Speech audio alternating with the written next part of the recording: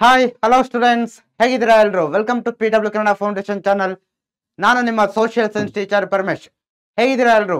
I hope ನಿಮ್ಮ studies ಎಲ್ಲ ಚೆನ್ನಾಗಿ ನಡೀತಾ ಇದೆ ಅನ್ಕೊಳ್ತೀನಿ, ಚೆನ್ನಾಗಿ ಸ್ಟಡಿ ಮಾಡ್ತಿದ್ದಾರೆ ಅನ್ಕೊಳ್ತೀನಿ. ಸ್ಟೂಡೆಂಟ್ಸ್, ಇವತ್ತು ಕೂಡ ನಾವು ಏನು ಮಾಡ್ತಾ ಇದೀವಪ್ಪ ಅಂತಂದ್ರೆ, ಒನ್ ಶಾರ್ಟ್ ಲೆಕ್ಚರ್ಸ್ ಮುಖಾಂತರ ನಿಮ್ಮ ನೆಕ್ಸ್ಟ್ ಚಾಪ್ಟರ್ ಏನಿದೆಯಲ್ವಾ, ಏನು ನಾವು ಆರ್ಡರ್ ವೈಸ್ ಅಲ್ಲಿ ಕಂಪ್ಲೀಟ್ ಮಾಡ್ತಾ ಇದ್ದೀವಿ. ನಿಮ್ಮ ಕ್ಲಾಸಸ್ಗಳನ್ನ ಕ್ಲಾಸ್ 9th ಎಲ್ಲ ಸೋಷಿಯಲ್ ಸೈನ್ಸ್ ಚಾಪ್ಟರ್ಗಳನ್ನ ನಾವು ಆರ್ಡರ್ ವೈಸ್ ಅಲ್ಲಿ ಕಂಪ್ಲೀಟ್ ಮಾಡ್ತಾ ಇದೀವಿ ಅಲ್ವಾ. ಅದರಲ್ಲಿ ಇವತ್ತಿನ ಕ್ಲಾಸ್ ಯಾವ್ದಪ್ಪ ಅಂತಂದ್ರೆ ಲ್ಯಾಂಡ್ ರಿಸೋರ್ಸಸ್ ಆಫ್ ಕರ್ನಾಟಕ, ಕರ್ನಾಟಕದ ಭೂ ಸಂಪತ್ತು.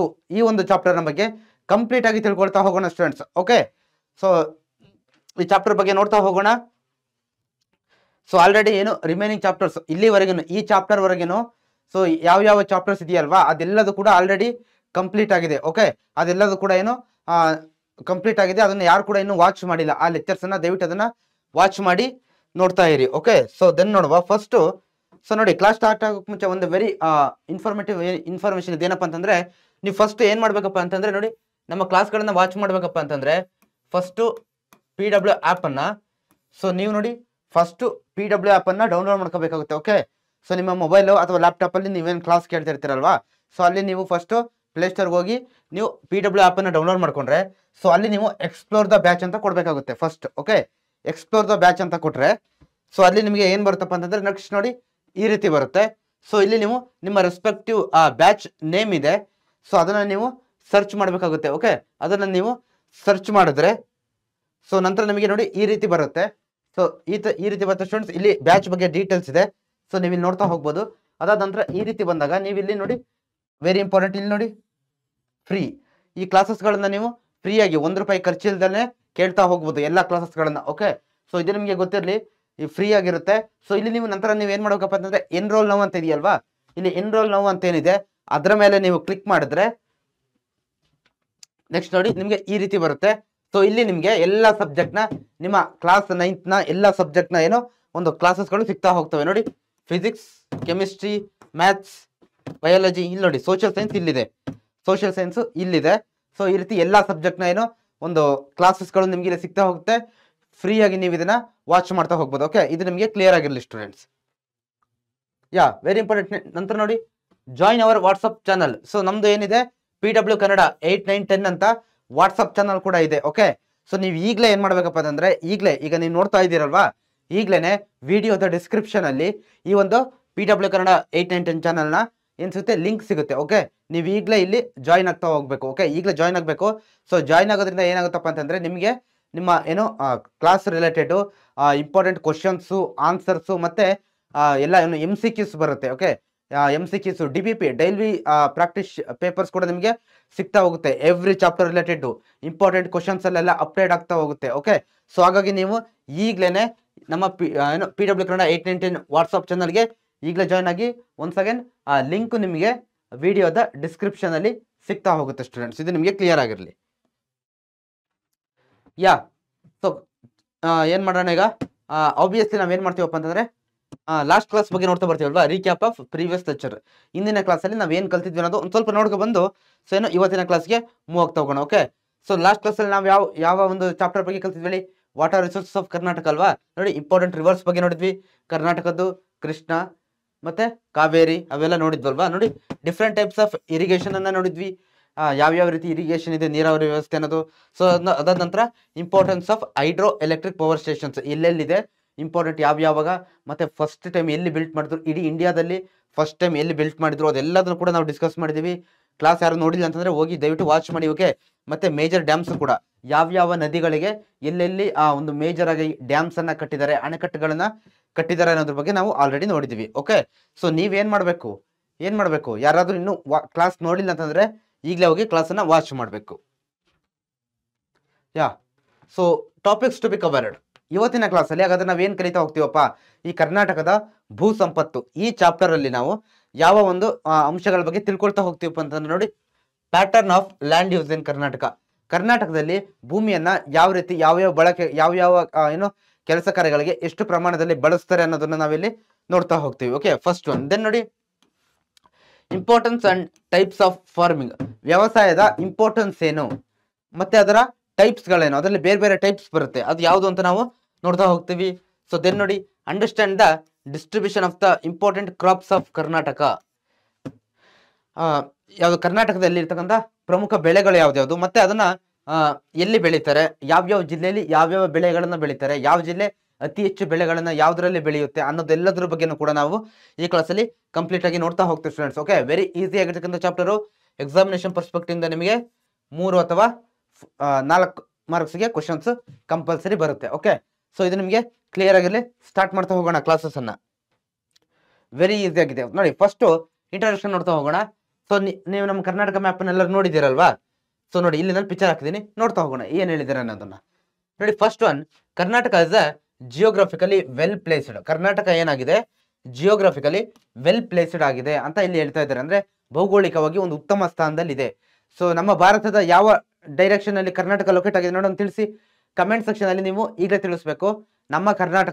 ನಮ್ಮ ಭಾರತದ ಯಾವ ಭಾಗದಲ್ಲಿ ಕರ್ನಾಟಕ, ನಮ್ಮ ರಾಜ್ಯ ಲೊಕೇಟ್ ಆಗಿದೆ ಅನ್ನೋದನ್ನ ನೀವು ಈಗಲೇ ಕಮೆಂಟ್ ಸೆಕ್ಷನ್ ಅಲ್ಲಿ ತಿಳಿಸ್ಬೇಕು students. Okay, so obviously answer ಏನಾಗಿರುತ್ತಪ್ಪ ಅಂತಂದ್ರೆ ಸೌತ್ ಅಲ್ವಾ, ದಕ್ಷಿಣ ಭಾಗದಲ್ಲಿ ಇದೆ ಅಂತ ಇಲ್ಲಿ ಹೇಳ್ತಾ ಇದ್ದಾರೆ. It has varied physical features, soil, vegetation, minerals, water and ground water sources. So ಕರ್ನಾಟಕದ ಏನಾಗಿದೆ ಅಂತಂದ್ರೆ ಡಿಫ್ರೆಂಟ್ ಆಗಿರ್ತಕ್ಕಂಥ ಫಿಸಿಕಲ್ ಫೀಚರ್ಸ್, ಪ್ರಾಕೃತಿಕ ಲಕ್ಷಣಗಳನ್ನ ನಾವು ಕಾಣ್ತಾ ಹೋಗ್ತೀವಿ. ಅದರಲ್ಲಿ ಸಿಂಪಲ್ ಆಗಿ ನೋಡಿ, ಇದು ಕೊಟ್ಟಿದ್ದೀನಿ ನಾನು. ಇದು ಲಾಸ್ಟ್ ಕ್ಲಾಸ್ ಅಲ್ಲಿ ನೀವೆಲ್ಲ ನೋಡಿದ್ದೀರಾ ಏನು? ನೋಡಿ, ಈ ಭಾಗವನ್ನ ಈ ಯೆಲ್ಲೋ ಕಲರ್ ಅಲ್ಲಿ ಇರ್ತಕ್ಕಂಥದ್ದೆಲ್ಲ ನಾವೇನಂತ ಹೇಳ್ತೀವಿ, ಬಯಲುಸೀಮೆ ಪ್ರದೇಶ. ಓಕೆ, ಉತ್ತರದ ಮೈದಾನ, ದಕ್ಷಿಣದ ಮೈದಾನ ಅಂತ ಕರಿತೀವಲ್ವಾ? ಸೊ ದೆನ್ ನೋಡಿ, ಈ ಗ್ರೀನ್ ಕಲರ್ ಅಲ್ಲಿ ಇರ್ತಕ್ಕಂಥದ್ದನ್ನ ನಾವು ಮಲೆನಾಡು ಭಾಗ ಅಂತ ಹೇಳ್ಬಿಟ್ಟು ಕರಿತಾ ಹೋಗ್ತೀವಿ. ದೆನ್ ಆರೆಂಜ್ ಕಲರ್ ಅಲ್ಲಿ ಇದೆಯಲ್ವಾ, ಈ ಆರೆಂಜ್ ಕಲರ್ ಅಲ್ಲಿ ಇರ್ತಕ್ಕಂಥದ್ದನ್ನೆಲ್ಲ ನಾವು ಏನಂತ ಹೇಳ್ತೀವಿ, ಕರಾವಳಿ ಪ್ರದೇಶ, ಕೋಸ್ಟಲ್ ಏರಿಯಾ ಅಂತ ಕರಿತೀವಿ. ಈ ರೀತಿ ಡಿಫ್ರೆಂಟ್ ಆಗಿರ್ತಕ್ಕಂಥ ಏನಿದೆ ಫಿಸಿಕಲ್ ಫೀಚರ್ಸ್ ಇದೆ. ಮತ್ತೆ ಸಾಯಿಲ್, ಮಣ್ಣು ಕೂಡ ನಮ್ಮ ಕರ್ನಾಟಕದಲ್ಲಿ ಇಲ್ಲಿಂದ ಬೀದರಿಂದ ಇಲ್ಲಿ ಚಾಮರಾಜನಗರದವರೆಗೆ, ಇಲ್ಲಿ ಕೋಲಾರದಿಂದ ಈ ಕಡೆ ಮಂಗಳೂರು, ಉತ್ತರ ಕನ್ನಡ ಈ ಭಾಗದವರೆಗೆ ಕಂಡು ಬರುವಂತಕ್ಕಂಥ ಮಣ್ಣು ಏನಾಗಿರುತ್ತೆ, ಡಿಫ್ರೆಂಟ್ ಆಗಿರುತ್ತೆ. ಸೇಮ್ ಇರಲ್ಲ, ಎಂಟೈರ್ ಕರ್ನಾಟಕ ಸೇಮ್ ಮಣ್ಣು, ಎಲ್ಲ ಕಡೆ ಒಂದೇ ಮಣ್ಣು ಕಂಡು ಬರೋದಿಲ್ಲ. ಇದು ನಿಮಗೆ ಕ್ಲಿಯರ್ ಆಗಿರಲಿ. ಸೊ ನಂತರ ವೆಜಿಟೇಷನ್, ಅರಣ್ಯಗಳು ಕೂಡ ಏನಾಗುತ್ತೆ, ಡಿಫ್ರೆಂಟ್ ಕೈಂಡ್ಸ್ ಆಫ್ ವೆಜಿಟೇಷನ್ ಕಂಡು ಬರುತ್ತೆ. ದೆನ್ ಮಿನರಲ್ಸ್, ಖನಿಜಗಳು, ಬೇರೆ ಖನಿಜಗಳು ಸಿಗ್ತಾ ಹೋಗುತ್ತೆ. ವಾಟರ್ ಮತ್ತೆ ಗ್ರೌಂಡ್ ವಾಟರ್ ಸೋರ್ಸಸ್. ಸೊ ಅಂತಂದ್ರೆ ಗ್ರೌಂಡ್ ವಾಟರ್ ಸೋರ್ಸಸ್ ಮತ್ತೆ ವಾಟರ್ನ ಪ್ರಮಾಣ ಎಲ್ಲಿ ಸಿಗುತ್ತೆ ಅನ್ನೋದು ಇಡೀ ಕರ್ನಾಟಕದಲ್ಲಿ ಸೇಮ್ ಇರೋದಿಲ್ಲ. ಓಕೆ, ಸೊ ನದಿಗಳು ಹರಿತಕ್ಕಂಥ ದಿಕ್ಕು ಅದೆಲ್ಲ ಲಾಸ್ಟ್ ಕ್ಲಾಸ್ ಅಲ್ಲಿ ನೀವು ನೋಡಿದ್ದೀರಾ. ಅದ್ರ ಬಗ್ಗೆ ಇಲ್ಲಿ ಇನ್ಫಾರ್ಮೇಶನ್ ಅನ್ನ ಕೊಟ್ಟಿದ್ದಾರೆ. So land is the most important natural resources.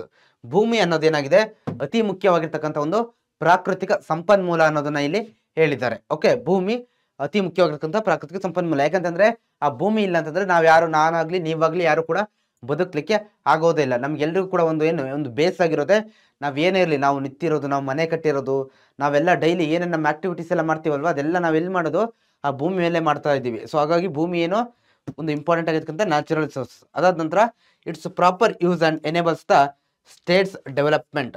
ನೋಡಿ, ಏನ್ ಮಾಡ್ಬೇಕು, ಪ್ರಾಪರ್ ಯೂಸ್ ಅಂತ ಹೇಳಿದ್ದಾರೆ. ಪ್ರಾಪರ್ ಅಂತಂದ್ರೆ ಸೊ ಯಾವುದೇ ಒಂದು ಭೂಮಿಯನ್ನ ಯಾವ ಉದ್ದೇಶಗಳಿಗೆ ನಾವು ಬಳಸಬೇಕು. ಈಗ ನಮಗೆ ಊಟ ಮಾಡಬೇಕು ಅಂತಂದ್ರೆ ಅಗ್ರಿಕಲ್ಚರ್ಲಿ ನಾವು ಬೆಳೆಗಳನ್ನ ಬೆಳಿಬೇಕಾಗುತ್ತೆ. So at a same time ನಾವು ಏನ್ ಮಾಡಬೇಕು, ಫ್ಯಾಕ್ಟ್ರೀಸ್ಗಳು, ಕಾರ್ಖಾನೆಗಳನ್ನು ನಾವು ಸ್ಥಾಪನೆ ಮಾಡಬೇಕಾಗುತ್ತೆ. ಅಟ್ ಎ ಸೇಮ್ ಟೈಮ್ ನಮಗೆ ಫಾರೆಸ್ಟ್ ಲ್ಯಾಂಡ್ ಅನ್ನೋದು ಕೂಡ ಬೇಕಾಗುತ್ತೆ ಅಲ್ವಾ? ಸೊ ಅದಾದ ನಂತರ ಇನ್ನು ಬೇರೆ ಪರ್ಪಸ್ಗಳಿಗೂ ನಾವು ಫಾರೆಸ್ಟ್ ಅನ್ನ ಯೂಸ್ ಮಾಡ್ತೀವಿ. ನಿಮಗೆ ಗೊತ್ತಿದ್ರೆ ನೀವು ಕೂಡ ಕಮೆಂಟ್ ಸೆಕ್ಷನ್ ಅಲ್ಲಿ ಈಗ ತಿಳಿಸಿ, ಬೇರೆ ಪರ್ಪಸ್ಗೆ ಏನೇನು ಯೂಸ್ ಮಾಡ್ತೀವಿ ಅಂತ. ಸೊ ಅದೆಲ್ಲದಕ್ಕೂ ಸರಿಯಾದ ಒಂದು ಪ್ಲಾನ್ ಅನ್ನ ಮಾಡ್ಕೊಂಡು ಪ್ರಾಪರ್ ಆಗಿ ಕರೆಕ್ಟ್ ಆಗಿರ್ತಕ್ಕಂಥ ಪ್ಲಾನ್ ಮಾಡ್ಕೊಂಡು ಯೂಸ್ ಮಾಡಿದ್ರೆ ಆ ಒಂದು ರಾಜ್ಯ ಅಥವಾ ದೇಶ ಏನಾಗುತ್ತೆ, ಉತ್ತಮವಾಗಿ ಡೆವಲಪ್ಮೆಂಟ್ ಆಗುತ್ತಾ ಹೋಗುತ್ತೆ ಅನ್ನೋದನ್ನ ಇಲ್ಲಿ ಹೇಳಿದ್ದಾರೆ. ಓಕೆ, ಯಾವಾಗ ಭೂಮಿಯನ್ನ ಪ್ರಾಪರ್ ಆಗಿ ಯೂಸ್ ಮಾಡ್ತಾ ಹೋದಾಗ. ಫಸ್ಟ್ ಒನ್ ನೋಡಿ, ಇಲ್ಲಿ ಏನು ನಾನು ಹೇಳಿದ್ನಲ್ವಾ, ವೇರಿಡ್ ಫಿಸಿಕಲ್ ಫೀಚರ್ಸ್ ಅಂತ. ಸೊ ನಮ್ಮ ಕರ್ನಾಟಕದಲ್ಲಿ ಇಲ್ಲಿ ನದಿ ಇದೆ. ಸೊ ನೋಡಿ, ಇಲ್ಲಿ ಮೈನಿಂಗ್ ಮಾಡ್ತಾ ಇದ್ದಾರೆ. ಸೊ ಅದ ನಂತರ ಇಲ್ಲಿ ಬೆಟ್ಟ ಗುಡ್ಡ ಎಲ್ಲ ಕಾಣ್ತಾ ಇದೆಯಲ್ವಾ. ಈ ರೀತಿ ಡಿಫ್ರೆಂಟ್ ಫೀಚರ್ಸ್ ಬರ್ತಾ ಹೋಗುತ್ತೆ. ನೀವು ಕೂಡ ಲಾಸ್ಟ್ ಕ್ಲಾಸಲ್ಲೆಲ್ಲ ನೋಡಿದ್ದೀರಾ, ಜಿಯೋಗ್ರಫಿಯ ಲಾಸ್ಟ್ ಕ್ಲಾಸಲ್ಲೆಲ್ಲ ನಾನು ನಿಮಗೆ ಎಕ್ಸ್ಪ್ಲೇನ್ ಮಾಡಿದ್ದೀನಿ. ಸೊ ಐ ಹೋಪ್ ನೀವು ಕೂಡ ಅದನ್ನ ನೋಡಿದ್ದೀರಾ, ಕೇಳಿದ್ದೀರಾ ಅಂತ ಅನ್ಕೊಳ್ತೀನಿ. ಸೊ ದೆನ್ ನೋಡಿ, ಲ್ಯಾಂಡ್ ಯುಟಿಲೈಸೇಷನ್. ಸೊ ನೋಡಿ, ಈ ಲ್ಯಾಂಡ್ ಯುಟಿಲೈಸೇಷನ್ ಬಗ್ಗೆ ನೋಡ್ತಾ ಹೋಗೋಣ. ಅಂತಂದ್ರೆ ಈ ಭೂ ಬಳಕೆಯ ಬಗ್ಗೆ ನೋಡ್ತಾ ಹೋಗೋಣ. ಓಕೆ, ಭೂ ಬಳಕೆ. ಸೊ ಎಲ್ಲಿ ಎಷ್ಟು ಪ್ರಮಾಣದ ಭೂಮಿಯನ್ನ ಯಾವ ಪರ್ಪಸ್ಗೆ ಬಳಸ್ತಾ ಹೋಗ್ತಾರೆ ಅನ್ನೋದ್ರ ಬಗ್ಗೆ ನೋಡ್ತಾ ಹೋಗೋಣ. Land use for various purposes is called land utilisation. So 1 ಮಾರ್ಕ್ಸ್ಗೆ ವಾಟ್ ಈಸ್ ಲ್ಯಾಂಡ್ ಯುಟಿಲೈಸೇಷನ್ ಅಂತ ಕೇಳ್ತಾರೆ. ಅಥವಾ ಕನ್ನಡದಲ್ಲಿ ಅಂತಂದ್ರೆ ಈ ಭೂ ಬಳಕೆ ಎಂದರೆ ಏನು ಅಂತ ಕೇಳ್ತಾರೆ. 1 ಮಾರ್ಕ್ಸ್ಗೆ ನೆನಪಿರ್ಲಿ, land use for various purpose is called ಭೂ ಬಳಕೆ. ಅಂದ್ರೆ ಭೂಮಿಯನ್ನ ವಿವಿಧ ಉದ್ದೇಶಗಳಿಗೆ ಬಳಸುವುದನ್ನೇ ನಾವು ಭೂ ಬಳಕೆ ಅಂತ ಹೇಳ್ಬಿಟ್ಟು ಕರಿತಾ ಹೋಗ್ತೀವಿ. ಓಕೆ, ನಿಮಗೆ ಕ್ಲಿಯರ್ ಆಗಿರಲಿ 1 ಮಾರ್ಕ್ಸ್ಗೆ. ಇಟ್ ಇನ್ಕ್ಲೂಡ್ಸ್, ಏನೇನು ಇನ್ಕ್ಲೂಡ್ ಮಾಡಿರುತ್ತಪ್ಪ ಅಂತಂದ್ರೆ, ಈ ಭೂ ಬಳಕೆ ಅನ್ನೋದು, ಈ ಭೂಮಿಯನ್ನ ಬಳಸೋದು ಯಾವ್ಯಾವ ಅಂಶಗಳನ್ನ ಒಳಗೊಂಡಿರುತ್ತಪ್ಪ ಅಂತಂದ್ರೆ ನೋಡಿ, ಕಲ್ಟಿವೇಬಲ್ ಲ್ಯಾಂಡ್ ಅಂತಂದ್ರೆ ಕೃಷಿ ಮಾಡ್ತಕ್ಕಂಥ ಒಂದು ಭೂಮಿ ಆಗಿರುತ್ತೆ, ಅದಕ್ಕೆ ನಾವು ಬಳಸ್ತೀವಿ. ಅದಂತರ ಫಾರೆಸ್ಟ್ ಏರಿಯಾಗೆ ನಾವು ಬಳಸ್ತಾ ಹೋಗ್ತೀವಿ. ಅರಣ್ಯ ಪ್ರದೇಶಗಳು ನಮಗೆ ಬೇಕಲ್ವಾ, ಸೊ ಅದಕ್ಕೂ ನಾವು ಭೂಮಿಯನ್ನು ಬಳಸ್ತಾ ಹೋಗ್ತೀವಿ. ಫಾಲೋ ಲ್ಯಾಂಡ್ ಅಂತಂದ್ರೆ ಬೀಳು ಭೂಮಿ. ಕೆಲವಷ್ಟು ಭೂಮಿಗಳನ್ನ ನಾವೇನ್ ಮಾಡ್ತೀವಪ್ಪ ಅಂದ್ರೆ ಯಾವ ಪರ್ಪಸ್ಗೂ ಬಳಸೋದೇ ಇಲ್ಲ, ಕಂಪ್ಲೀಟ್ ಆಗಿ ಏನ್ ಮಾಡ್ತೀವಿ, ಖಾಲಿ ಬಿಟ್ಟಿರ್ತೀವಿ ಅನ್ನೋದನ್ನ ಕೂಡ ಇಲ್ಲಿ ಹೇಳ್ತಾ ಇದ್ದಾರೆ. ಓಕೆ, ಸೊ ಅದಾದ ನಂತರ land for residential purposes means ಮನೆ ಕಟ್ಟಲಿಕ್ಕೆ ನಾವೇನ್ ಮಾಡ್ತೀವಿ, ಮನೆ ಅಥವಾ ಇನ್ನೊಂದೇನೋ ಹೋಟೆಲ್ ಅಥವಾ ಇನ್ನೇನೋ ಒಂದು ಕಟ್ಟಲಿಕ್ಕೋಸ್ಕರ ನಾವೇನ್ ಮಾಡ್ತೀವಿ, ಅದಕ್ಕೂ ಕೂಡ ಲ್ಯಾಂಡ್ ಅನ್ನ ಬಳಸ್ತೀವಿ ಅಂತ ಇಲ್ಲಿ ಹೇಳಿದ್ದಾರೆ. ಸೊ ದೆನ್ ನೋಡಿ, for the construction of roadways, ರಸ್ತೆಗಳನ್ನ ನಿರ್ಮಾಣ ಮಾಡ್ಲಿಕ್ಕೋಸ್ಕರ. ರಸ್ತೆಗಳು ನಿಮಗೆಲ್ಲ ಬೇಕಲ್ವಾ, ನೀವು ಶಾಲೆಗೆ ಹೋಗೋದು ಬರೋದು, ಮತ್ತೆ ನೀವು ಬೇರೆ ಬೇರೆಗಳಿಗೆಲ್ಲ ಹೋಗಿ ನಿಮಗೆ ಏನು ಗೊತ್ತಿರುತ್ತೆ. ರಸ್ತೆಗಳನ್ನೋದು ವೆರಿ ಇಂಪಾರ್ಟೆಂಟ್ ಆಗಿ ನಮಗೆ ಬೇಕೇ ಬೇಕು. ಆ ರಸ್ತೆಗಳನ್ನ ಕನ್ಸ್ಟ್ರಕ್ಷನ್ ಕೂಡ ಮಾಡ್ಲಿಕ್ಕೆ ನಾವು ಏನ್ ಮಾಡ್ತೀವಿ, ಸ್ವಲ್ಪ ಭೂಮಿಯನ್ನ ಬಳಸ್ತಾ ಹೋಗ್ತೀವಿ. ರೈಲ್ವೆ ಹಳಿಗಳನ್ನ ಸ್ಥಾಪಿಸ್ಲಿಕ್ಕೂ ಕೂಡ ನಾವೇನ್ ಮಾಡ್ತೀವಿ, ಭೂಮಿಯನ್ನ ಬಳಸ್ತಾ ಹೋಗ್ತೀವಿ. ಡ್ಯಾಮ್ಸ್, ಅಣೆಕಟ್ಟುಗಳನ್ನ ಕಟ್ಟಲಿಕ್ಕೆ, ದೊಡ್ಡದಾಗಿ ನೀರನ್ನ ಸ್ಟೋರೇಜ್ ಮಾಡಕ್ಕೆ ನಾವೇನ್ ಮಾಡ್ತೀವಿ, ಬಳಸ್ತಾ ಹೋಗ್ತೀವಿ ಲ್ಯಾಂಡ್ ಅನ್ನ. ಕೆನಾಲ್ಸ್, ನೀರು ಹರಿದೋಗಕ್ಕೆ ಒಂದು ದಾರಿ ಬೇಕಲ್ವಾ, ಕೆನಾಲ್ಸ್ ಲಾಸ್ಟ್ ಕ್ಲಾಸ್ ಅಲ್ಲಿ ನೋಡಿದೀವಿ ಅದೆಲ್ಲ. ಸೊ ಅದು ಏನಪ್ಪ ಇದು ಡ್ಯಾಮ್ಸ್ ಕೆನಾಲ್ಸ್ ಅಂದ್ರೆ ಏನ್ ಸರ್ ಅಂತಂದ್ರೆ ಲಾಸ್ಟ್ ಕ್ಲಾಸ್ ಅಲ್ಲಿ ಹೋಗಿ ನೀವು ನೋಡ್ತಾ ಹೋಗ್ಬೋದು. ಸೊ ಅದಕ್ಕೋಸ್ಕರ ಬಳಸ್ತೀವಿ. Barren land used for grazing purposes ETC. Barren land ಅಂತಂದ್ರೆ ಅದು ಕೃಷಿಗೆ ಯೋಗ್ಯವಾಗದೇ ಇರ್ತಕ್ಕಂಥ ಒಂದು ಭೂಮಿ. ಓಕೆ, ಅದು ಕಂಪ್ಲೀಟ್ ಆಗಿ ಏನಾಗಿರುತ್ತಪ್ಪ ಅಂದ್ರೆ ಈ ದೊಡ್ಡ ದೊಡ್ಡ ಕಲ್ಲು ಮಣ್ಣಿನಿಂದ ಆವೃತವಾಗಿರುತ್ತೆ. ದೆನ್ ಗ್ರೇಸಿಂಗ್ ಪರ್ಪಸ್ ಅಂತಂದ್ರೆ ದನ ಕರುಗಳಿಗೆ ಅವುಗಳ ಮೇವಿಗೋಸ್ಕರ. ಫಾರ್ ಅನಿಮಲ್ಸ್ ಈಟಿಂಗ್ ಪರ್ಪಸ್, ಏನು ಸ್ವಲ್ಪ ಜಾಗ ಇರುತ್ತಲ್ವಾ ಮೇವು, ಸೊ ಅದಕ್ಕೆ ನಾವೇನಂತೀವಿ, ಗ್ರೇಸಿಂಗ್ ಪರ್ಪಸ್ ಅಂತ ಹೇಳ್ಬಿಟ್ಟು ನಾವು ಕರಿತಾ ಹೋಗ್ತೀವಿ students. Okay, it should be clear to you. So ಯಾವ್ಯಾವ ಪರ್ಪಸ್ಗೆ ಬೆಳೆಸ್ತಾ ಹೋಗ್ತೀವಿ ಅಂತ ಸೊ ಇಲ್ಲಿ ನಾನು ಕೊಟ್ಟಿದ್ದೀನಿ. ಸೊ ನೀವು ಇದಿಷ್ಟನ್ನು ಕೂಡ ಏನು ಮಾಡಿ, ಸಪ್ರೇಟ್ ನೋಟ್ ಟೋನ್ ಮಾಡ್ತಾ ಹೋಗಿ. ಓಕೆ, ಸೊ ದೆನ್ ನೋಡಿ, proper utilisation of land is the foundation for economic development. So ಅಂದ್ರೆ ಏನು ಲಾಸ್ಟ್ ಸ್ಲೈಡ್ ಅಲ್ಲಿ ಹೇಳ್ದಂಗೆ, ಸೊ ಇಲ್ಲಿ ಒಂದ್ ಸೆಕೆಂಡ್ ರಿಪೀಟ್ ಮಾಡಿದ್ದಾರೆ. ಪ್ರಾಪರ್ ಆಗಿ ಒಂದು ಜಾಗವನ್ನ, ಭೂಮಿಯನ್ನ ನಾವು ಬಳಸ್ತಾ ಹೋದ್ರೆ, ಇಲ್ಲಿ ಕೊಟ್ಟಿರ್ತಕ್ಕಂಥ ಇಷ್ಟು ಉದ್ದೇಶಗಳಿಗೋಸ್ಕರ ನಮಗೆ ಎಲ್ಲದೂ ಬೇಕು ಅಲ್ವಾ. ನಾವು ಭೂಮಿಯನ್ನ ಯಾವುದೋ ಒಂದೇ ಒಂದು ಪರ್ಪಸ್ಸಿಗೋಸ್ಕರ ಬಳಸಲಿಕ್ಕೆ ಆಗೋದಿಲ್ಲ. It is impossible. ನಮಗೆ ಎಲ್ಲದೂ ಬೇಕು, ಅರಣ್ಯ ಬೇಕು, ಮನೆ ಕಟ್ಟಬೇಕು, ಡ್ಯಾಮ್ಸ್ ನಿರ್ಮಾಣ ಮಾಡಬೇಕು, ಗ್ರೇಸಿಂಗಿಗೂ ಬೇಕು, ಕೆನಾಲ್ಸು ಬೇಕು ನಮಗೆ, ಆಯ್ತಾ. ಆಮೇಲೆ ಕೃಷಿನ ಮಾಡಬೇಕು. ಇದೆಲ್ಲದಕ್ಕೂ ಬೇಕು ಅಂದಾಗ ಒಂದು ಸರಿಯಾದ ಪ್ಲಾನ್ ಮಾಡ್ಕೊಂಡು ಯೂಸ್ ಮಾಡಿದ್ರೆ ಏನಾಗುತ್ತೆ, ಉತ್ತಮ ಆರ್ಥಿಕತೆಯಿಂದ ಗ್ರೋತ್ ಆಗ್ಬೋದು ಅಂತ ಇಲ್ಲಿ ಹೇಳ್ತಾ ಇದ್ದಾರೆ. The total geographical area of Karnataka state is 19.05 lac hectares ಅಂತ ಹೇಳ್ತಾ ಇದ್ದಾರೆ. ಸೊ ಇದು ನಿಮಗೆ ಕ್ಲಿಯರ್ ಆಗಿ ಗೊತ್ತಿರಲಿ. ಕರ್ನಾಟಕ ಸ್ಟೇಟ್ನ ಒಟ್ಟು ವಿಸ್ತೀರ್ಣ ಎಷ್ಟಪ್ಪ, ಒಟ್ಟು ಏರಿಯಾ ಎಷ್ಟಿದೆ ಅಂತಂದ್ರೆ 19.05 lac hectares. Okay, this is used for the following purpose. ಇದನ್ನ ಬೇರೆ ಬೇರೆ ಪರ್ಪಸ್ಗೆ ಬಳಸ್ತಾ ಹೋಗ್ತಾ ಇದ್ದಾರೆ ಅಂತ ನಾವಿಲ್ಲಿ ನೋಡ್ತಾ ಹೋಗ್ಬೋದು. ಸೊ ಯಾವ್ದೇದಪ್ಪ ಅಂತಂದ್ರೆ ನೋಡಿ, ಇಲ್ಲೊಂದು ಜಸ್ಟ್ ಪಿಕ್ಚರ್ ಅಲ್ಲಿ ಕೊಟ್ಟಿದ್ದೀನಿ ನಾನು. ಸೊ ಅಲ್ಲಿ ನಾನೇನು ಎಕ್ಸ್ಪ್ಲೇನ್ ಮಾಡೋದ್ನಲ್ವಾ ಅಲ್ಲಿ, ಸೊ ಅದನ್ನ ಇಲ್ಲಿ ಪಿಕ್ಚರ್ ರೂಪದಲ್ಲಿ ಕೊಟ್ಟಿದ್ದಾರೆ ನೋಡಿ. ಅತಿ ಹೆಚ್ಚು ನೆಟ್ ಸೋನ್ ಏರಿಯಾ ಅಂತಂದ್ರೆ ಕೃಷಿಗೆ ಬಳಸ್ತಕ್ಕಂಥದ್ದು 60.1% ನೆಟ್ ಸೋನ್ ಏರಿಯಾ ಈ ಬ್ಲೂ ಕಲರ್ ಇದೆಯಲ್ವಾ ಇದು. ಸೊ ಇದಾದ ನಂತರ ಸೆಕೆಂಡ್ ಹೈಯೆಸ್ಟ್ ನಾವು ಯಾವ್ದಕ್ಕೆ ಬಳಸ್ತೀವಿ ಅಂತಂದ್ರೆ ಫಾರೆಸ್ಟ್ ಏರಿಯಾಗೆ ಹೈಯೆಸ್ಟ್ ಬಳಸ್ತೀವಿ, ಈ ರೆಡ್ ಕಲರ್ ಇರೋದು. ಸೊ ಅದಾದ ನಂತರ land not available for cultivation, ಈ ಕೃಷಿಗೆ ಬಳಸ್ತಲೇ ಇರ್ತಕ್ಕಂಥ ಭೂಮಿ ಇದೆಯಲ್ವಾ ಗ್ರೀನ್ ಕಲರ್ ಅಲ್ಲಿ, ಇದು 10.48% ಬಳಸ್ತಾ ಹೋಗ್ತೀವಿ. ದೆನ್ ನೋಡಿ, ಅದರ್ ಅನ್ಕಲ್ಟಿವೇಟೆಡ್ ಲ್ಯಾಂಡ್, ಮತ್ತೆ ಇನ್ನು ಕೆಲವು ಜಾಗ ಅನ್ಕಲ್ಟಿವೇಟ್ ಮಾಡಿರಲ್ಲ ನಾವು, ಹಾಗೆ ಖಾಲಿ ಬಿಟ್ಟಿರ್ತೀವಿ. ಅದು ಕೂಡ ಎಷ್ಟಿದೆ, 9.22% ಇದ್ರೆ ಬೀಳು ಭೂಮಿ. ಹಾಗೆ ಖಾಲಿ ಬಿಟ್ಟಿರ್ತಕ್ಕಂಥ ಜಾಗ ಎಷ್ಟಿದೆ, 4.1% ಇದೆ. ಸೊ ಇದೆಲ್ಲದ್ರ ಬಗ್ಗೆನೂ ಒಂದೊಂದ್ರ ಬಗ್ಗೆ ನಾವು ಡೀಟೇಲ್ ಆಗಿ ನೋಡ್ತಾ ಹೋಗ್ತೀವಿ. ಓಕೆ, ಟೆನ್ಷನ್ ಬೇಡ. ಸೊ ಪ್ರತಿಯೊಂದನ್ನು ಕೂಡ ನಾವೇನ್ ಮಾಡ್ತೀವಿ, ಡೀಟೇಲ್ ಆಗಿ ನೋಡ್ತಾ ಹೋಗೋಣ ಒಂದೊಂದನ್ನೇ. ಫಸ್ಟ್ ಥಿಂಗ್ ಇದರಲ್ಲಿ ಯಾವ್ದಪ್ಪ ಅಂತಂದ್ರೆ ನೋಡಿ, ನೆಟ್ ಸೋನ್ ಏರಿಯಾ ಅಂತ ನಾವು ಕರಿತಾ ಹೋಗ್ತೀವಿ. ಓಕೆ, ನಿವ್ವಳ ಸಾಗುವಳಿ ಕ್ಷೇತ್ರ ಅಂತ ಹೇಳ್ಬಿಟ್ಟು ನಾವು ಕರಿತಾ ಹೋಗ್ತೀವಿ ಸೊ ಕನ್ನಡದಲ್ಲಿ. ಸೊ ನಿಮ್ಗೆ ಇದು ಕ್ಲಿಯರ್ ಆಗಿರಲಿ.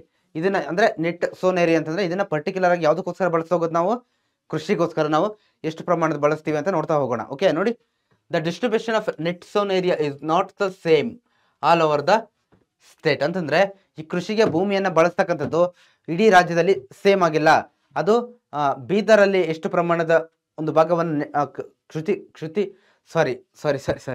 ಕೃಷಿ ಕ್ಷೇತ್ರಕ್ಕೆ ಬಳಸ್ತಾರೋ, ಓಕೆ, ಬೀದರ್ನಲ್ಲಿ ಎಷ್ಟು ಪ್ರಮಾಣದ ಅರಣ್ಯವನ್ನ ಕೃಷಿ ಕ್ಷೇತ್ರಕ್ಕೆ ವ್ಯವಸಾಯಕ್ಕೆ ಬಳಸ್ತಾರೋ ಅಷ್ಟೇ ಪ್ರಮಾಣದ ಅರಣ್ಯವನ್ನ ಏನು ಬೇರೆ ಏನು ತುಮಕೂರಲ್ಲಾಗ್ಲಿ ಚಿಕ್ಕಮಂಗ್ಳೂರಲ್ಲಾಗ್ಲಿ ಬಳಸೋದಿಲ್ಲ. ಇದು ಏನಾಗಿರುತ್ತೆ, ಸೇಮ್ ಆಗಿರುತ್ತೆ, ಡಿಸ್ಟ್ರಿಕ್ಕಿಂದ ಡಿಸ್ಟ್ರಿಕ್ಗೆ ಸೇಮ್ ಆಗಿರುತ್ತೆ ಅನ್ನೋದನ್ನ ಕೂಡ ನಾವಿಲ್ಲಿ ನೋಡ್ತಾ ಹೋಗ್ಬೋದು ಸ್ಟೂಡೆಂಟ್ಸ್. ಓಕೆ, ಸೊ ಇದಾದ ನಂತರ ನೋಡಿ, Kalaburagi district as the largest area under cultivable land in the state.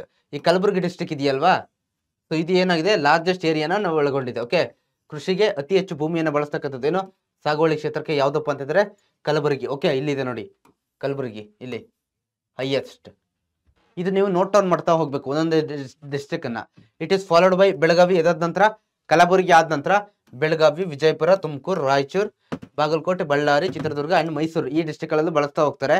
But ನಿಮಗೆ ವೆರಿ ಇಂಪಾರ್ಟೆಂಟ್ ಯಾವ್ದಪ್ಪ ಅಂತಂದ್ರೆ ಇದು 1 ಮಾರ್ಕ್ಸ್ಗೆ ಮಲ್ಟಿಪಲ್ ಚಾಯ್ಸ್ ಅಲ್ಲಿ ಅಥವಾ 1 ಮಾರ್ಕ್ ಕ್ವಶನ್ಸ್ ಅಲ್ಲಿ ಕೇಳ್ತಾರೆ Kalaburagi district. Okay, so then ನೋಡಿ, Bengaluru district as the least net sown area due to widespread urbanisation. ಅಂತಂದ್ರೆ ನಮ್ಮ ಬೆಂಗಳೂರು ಡಿಸ್ಟ್ರಿಕ್ಟ್ ಇದೆಯಲ್ಲ, ಬೆಂಗಳೂರು, ಸೊ ಅಲ್ಲಿ ಏನಾಗಿದೆ, ಅತಿ ಕಡಿಮೆ ಪ್ರಮಾಣದ ಏನಿದೆ ಈ ಒಂದು ನೆಟ್ ಸೋನ್ ಏರಿಯಾ ಇದೆ. ಕೃಷಿ ಕ್ಷೇತ್ರಕ್ಕೆ ಬಳಸ್ಕಂತ ಅರಣ್ಯ ತುಂಬಾ ಕಮ್ಮಿ ಇದೆ. ಯಾಕಂತಂದ್ರೆ ಸೊ ಬೆಂಗಳೂರಲ್ಲಿ ನಿಮ್ಗೆ ಎಲ್ರಿಗೂ ಕೂಡ ಆಬ್ವಿಯಸ್ಲಿ ಗೊತ್ತೇ ಇರೋಂಗೆ ಏನಿದೆ, ಅಲ್ಲಿ ಅದರ್ ದೆನ್ ಏನು ಕೃಷಿ ಆಕ್ಟಿವಿಟೀಸ್ ಜಾಸ್ತಿ ಇರೋದ್ರಿಂದ ಅದಕ್ಕೆ ಜಾಸ್ತಿ ಬಳಸ್ತಾ ಹೋಗ್ತಾರೆ.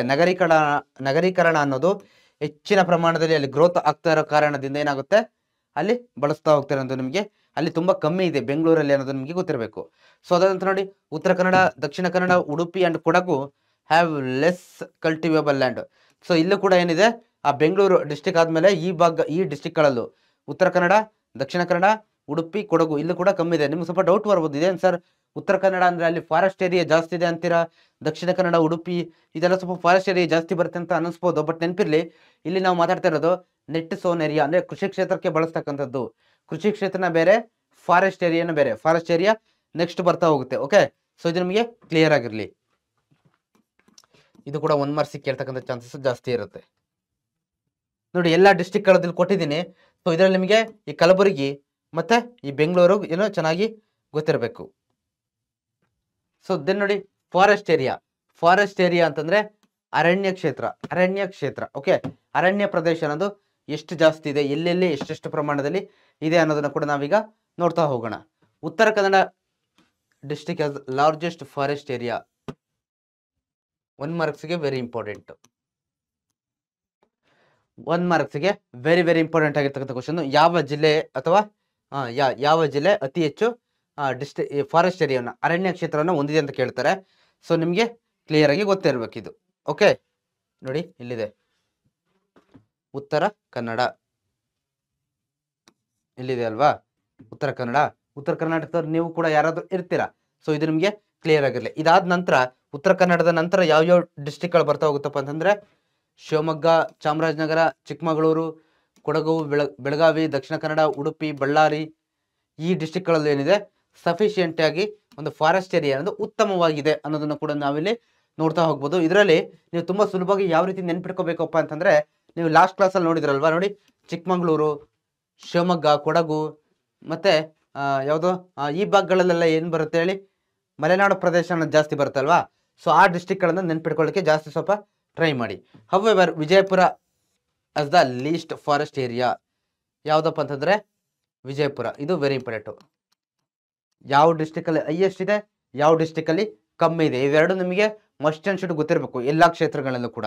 ವಿಜಯಪುರ ಏನಾಗಿದೆ, ಅತಿ ಕಡಿಮೆ ಫಾರೆಸ್ಟ್ ಲ್ಯಾಂಡ್ ಅನ್ನ ಹೊಂದಿದೆ. Okay, so even Bengaluru urban, Bengaluru rural, Raichur, Bidar, Gadag district ಅಲ್ಲೂ ಕೂಡ ಏನಿದೆ, ಇಷ್ಟು ಡಿಸ್ಟ್ರಿಕ್ಟ್ಗಳಲ್ಲೂ ತುಂಬಾ ಫಾರೆಸ್ಟ್ ಲೋ ಇದೆ ಅಂತ ಹೇಳಿದ್ದಾರೆ. ಸೊ ಇಲ್ಲಿ ನಾನು ಪಿಕ್ಚರ್ ಕೊಟ್ಟಿದ್ದೀನಿ, ನೀವೇ ಏನು ನಿಮಗೆ ಗೊತ್ತಿದೆ, ನೀವೆಲ್ಲ ಇನ್ನು ಕರ್ನಾಟಕ ಮ್ಯಾಪ್ ಅನ್ನ ನೋಡಿರ್ತೀರಾ, ಯಾವ ಮ್ಯಾಪ್ ಅನ್ನೋದು. ಸೊ ಇದಿಷ್ಟು ಕೂಡ ಫಾರೆಸ್ಟ್ ಏರಿಯಾ ಬಗ್ಗೆ. ಸೊ ದೆನ್ ನೋಡಿ, land not available for cultivation ಅಂತಂದ್ರೆ ಏನ್ ಹೇಳಿ, land not available for cultivation ಅಂತಂದ್ರೆ ಲ್ಯಾಂಡ್ ಕೃಷಿ ಕ್ಷೇತ್ರಕ್ಕೆ ಇಲ್ಲ ಸಿಗೋದಿಲ್ಲ. ಬಟ್ ಈ ಲ್ಯಾಂಡ್ ಏನಕ್ಕೋಸ್ಕರ ಬಳಸ್ತಾರಪ್ಪ ಅಂತಂದ್ರೆ ಬೇರೆ ಬೇರೆ ಪರ್ಪಸ್ಗೆ. ಇಲ್ಲಿ ನೋಡ್ತಾ ಇದ್ದೀರಾ, ರಸ್ತೆ ನಿರ್ಮಾಣ, ಟ್ರೈನ್, ರೈಲ್ವೇಸ್, ರೋಡ್ ಅದನ್ನ ನಿರ್ಮಾಣ ಮಾಡಲಿಕ್ಕೆ, ದೆನ್ ರೆಸಿಡೆನ್ಷಿಯಲ್ ಬಿಲ್ಡಿಂಗ್ಸು, ಮನೆ, ಹೋಮ್ಸು ಇವುಗಳ ಕಟ್ಟಲಿಕ್ಕೋಸ್ಕರ ಬಳಸೋದನ್ನ ನಾವೇನಂತ ಹೇಳ್ತೀವಿ, ಲ್ಯಾಂಡ್ ನಾಟ್ ಅವೈಲೇಬಲ್ ಫಾರ್ ಕಲ್ಟಿವೇಶನ್ಗೆ ಉಪಯೋಗ ಇಲ್ಲದೆ ಇರತಕ್ಕಂಥ land. This land is not used for cultivation but for other purposes like railroads, roads, residencies, industry and irrigation project. ಇಷ್ಟು ಪರ್ಪಸ್ಗೆ ಬಳಸ್ತಾ ಹೋಗ್ತಾರೆ. ಸೊ ಇದನ್ನ ನೆನಪಿರಲಿ ನಿಮಗೆ. ರೈಲ್ ರೋಡ್ಸ್ ಇಲ್ಲೇ ನೋಡಿದ್ದೀರಾ, ರೋಡ್ಸ್ ಇಲ್ಲೇ ನೋಡ್ತಾ ಇದ್ದೀರಾ ನೀವು ಅಲ್ವಾ. ರೆಸಿಡೆನ್ಸಸ್ ನೋಡಿ ಇಲ್ಲಿದೆ. ಸೊ ಕಾರ್ಖಾನೆಗಳು, ಇಂಡಸ್ಟ್ರೀಸ್ಗಳು ಇದೇ ರೀತಿ ಬರ್ತಾ ಹೋಗುತ್ತೆ. ಮತ್ತೆ ಇರಿಗೇಷನ್ ಅಂದ್ರೆ ಡ್ಯಾಮ್ಸ್ ಮತ್ತೆ ದೊಡ್ಡ ದೊಡ್ಡ ಕೆರೆಗಳನ್ನೆಲ್ಲ ನಿರ್ಮಾಣ ಮಾಡ್ಲಿಕ್ಕೆ ಇದಕ್ಕೆ ಬಳಸ್ತಾ ಹೋಗ್ತಾರೆ ಅಂತ ನಾವಿಲ್ಲಿ ನೋಡ್ತಾ ಹೋಗ್ಬೋದು. ಸೊ ದೆನ್ ನೋಡಿ, ಇನ್ recent times use of land for such development purpose is increasing. So ಅಂತಂದ್ರೆ ಈ ಪರ್ಪಸ್ಗೆ ಈ ಲ್ಯಾಂಡ್ ನಾಟ್ ಅವೈಲೇಬಲ್, ಈ ಬೇರೆ ಬೇರೆ ಕ್ಷೇತ್ರಗಳಿಗೆ ಬಳಸ್ತಕ್ಕಂಥ ಪ್ರಮಾಣ ಏನಿದೆಯಲ್ವಾ ಪ್ರೆಸೆಂಟು, ಇದು ಜಾಸ್ತಿ ಆಗ್ತಾ ಇದೆ. ಯಾಕಂತಂದ್ರೆ ಎಲ್ಲ ಕಡೆ ಏನಾಗ್ತಿದೆ, ನಗರೀಕರಣ ಅನ್ನೋದು ಜಾಸ್ತಿ ಆಗ್ತಾ ಇದೆ. ಎಲ್ಲ ಕಡೆ ಏನು ರೋಡು, ರಸ್ತೆಗಳು ಮತ್ತೆ ಹೊಸ ಹೊಸ ಬಿಲ್ಡಿಂಗ್ಸ್ಗಳು ಎಲ್ಲ ಕೂಡ ಏನಾಗ್ತಿದೆ, ತುಂಬಾ ಜಾಸ್ತಿಯಾಗಿ ಗ್ರೋತ್ ಆಗ್ತಾ ಇರೋದ್ರಿಂದ ಈ ಏನು ಕ್ಷೇತ್ರ ಇದೆ land not available for cultivation, so ಇದು ಏನಾಗ್ತಿದೆ ಸ್ವಲ್ಪ ಜಾಸ್ತಿಯಾಗಿ ಗ್ರೋತ್ ಆಗ್ತಾ ಇದೆ ರೀಸೆಂಟ್ ಟೈಮಲ್ಲಿ ಅಂತ ನಾವು ನೋಡ್ತಾ ಹೋಗ್ಬೋದು. ನೋಡಿ ಇದಕ್ಕೆ ವೆರಿ ಫಸ್ಟ್ ಹೈಯೆಸ್ಟ್ ಯಾವ್ದಪ್ಪ ಅಂತಂದ್ರೆ ಬೆಂಗಳೂರು ಅರ್ಬನ್. ಸೊ ಇದು ನಿಮಗೆ ಜನರಲ್ ಆಗಿ ಗೊತ್ತಾಗುತ್ತೆ. ಯಾಕಂದ್ರೆ ಬೆಂಗಳೂರಲ್ಲಿ ಯಾವಾಗಲೂ ಕೂಡ ಏನು ಇರುತ್ತೆ, ಸಿಟಿ ಆಗಿರೋದ್ರಿಂದ, ಮೇನ್ ಸಿಟಿ ಆಗಿರೋದ್ರಿಂದ, ರಾಜಧಾನಿ ಆಗಿರೋದ್ರಿಂದ ಅಲ್ಲಿ ಏನಿದೆ ಈ ಒಂದು ಅರ್ಬನೈಸೇಷನ್ ತುಂಬಾ ಜಾಸ್ತಿ ಆಗಿರೋದ್ರಿಂದ ಇದೇನಾಗಿದೆ ಫಸ್ಟ್ ಪ್ಲೇಸ್ ಅಲ್ಲಿ ಇದೆ. ಓಕೆ, ಈ ರೀತಿ ಈ ಪರ್ಪಸ್ ಅಲ್ಲಿ ಫಸ್ಟ್ ಇದೆ. ಸೊ ಅದಾದ ನಂತರ ಶಿವಮೊಗ್ಗ, ತುಮಕೂರು, ಬೆಳಗಾವಿ, ಬಳ್ಳಾರಿ, ಮೈಸೂರು ಈ ಎಲ್ಲ ಒಂದು ದಕ್ಷಿಣ ಕನ್ನಡ ಈ ಡಿಸ್ಟಿಕ್ಗಳಿದೆ. ಬಟ್ ಎಲ್ಲಿ ತುಂಬಾ ಲೀಸ್ಟ್ ಇದೆಯಪ್ಪ ಅಂತಂದ್ರೆ, ಎಷ್ಟಲ್ಲಿ ಕಡಿಮೆ ಈ ಲ್ಯಾಂಡ್ ಇದೆಯಪ್ಪ ಅಂತಂದ್ರೆ ಈ ಪರ್ಪಸ್ಗೋಸ್ಕರ ಬೀದರಲ್ಲಿ. ಓಕೆ, ಮತ್ತೆ ಬೇರೆ ಡಿಸ್ಟಿಕ್ ಅಲ್ಲಿ ಒಂದು ಮೀಡಿಯಂ ಲೆವೆಲ್ ಅಲ್ಲಿ ಇದೆ. ಬಟ್ ಇಲ್ಲಿ ನಿಮಗೆ ಈ ಬೆಂಗಳೂರು ಅರ್ಬನ್ ಮತ್ತೆ ಈ ಬೀದರ್ ಇವೆರಡು ಕೂಡ ನಿಮಗೆ ವೆರಿ ಇಂಪಾರ್ಟೆಂಟ್ ಆಗಿ ಗೊತ್ತಾಗ್ಬೇಕು. Okay, this land use consist of permanent grazing land, trees and growth. Okay, yeah, ಈಗ sorry just a second. So ಇಲ್ಲಿ ನೋಡ್ತಾ ಹೋಗೋಣ ನಾವು. ಫಸ್ಟ್ ಏನ್ ಮಾಡೋಣಪ್ಪ ಅಂತಂದ್ರೆ ನೋಡಿ, other cultivated land. Okay, other cultivated land ಅಂತ ಇದೆ.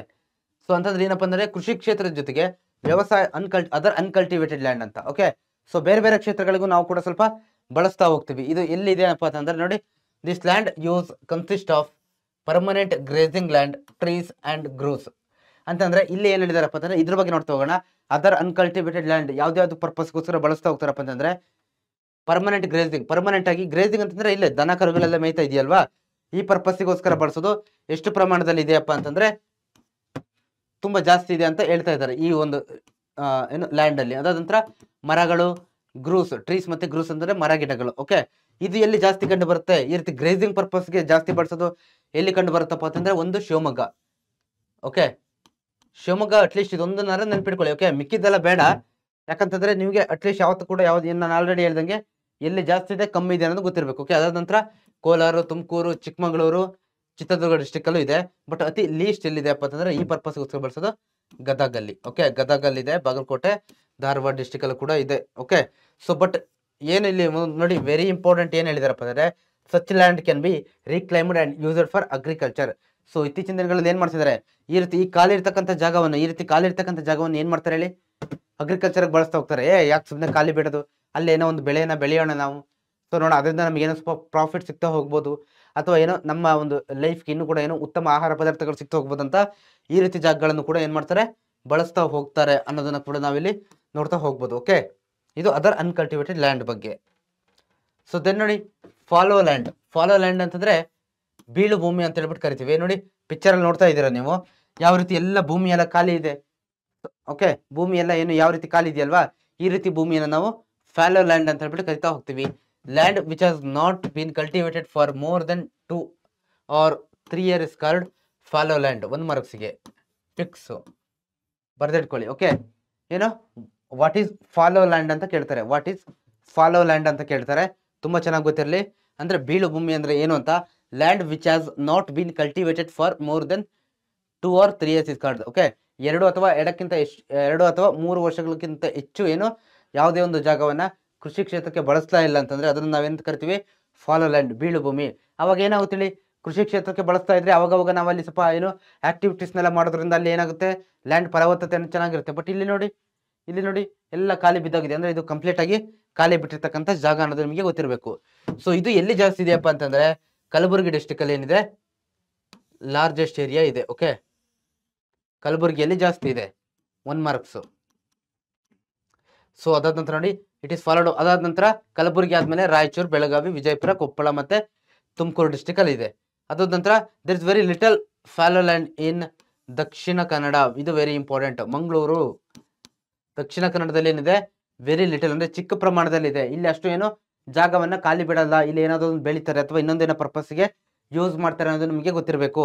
ಅದಾದ ದಕ್ಷಿಣ ಕನ್ನಡ ಆದ್ಮೇಲೆ ಚಿಕ್ಕಮಂಗ್ಳೂರು, ಕೊಡಗು, ಮೈಸೂರು, ಉತ್ತರ ಕನ್ನಡ, ಉಡುಪಿ ಇಲ್ಲೇನಿದೆ ಸ್ವಲ್ಪ ಬಹಳ ಕಮ್ಮಿ ಪ್ರಮಾಣದಲ್ಲಿ ಈ ಫಾಲೋ ಲ್ಯಾಂಡ್ ಅನ್ನೋದು ಬೀಳು ಭೂಮಿ ಅನ್ನೋದು ಇದೆ ಅನ್ನೋದು ನಿಮಗೆ ಗೊತ್ತಾಗಬೇಕು. Okay, however such land areas have increased in these districts. Such land also can be reclaimed and utilised for agriculture.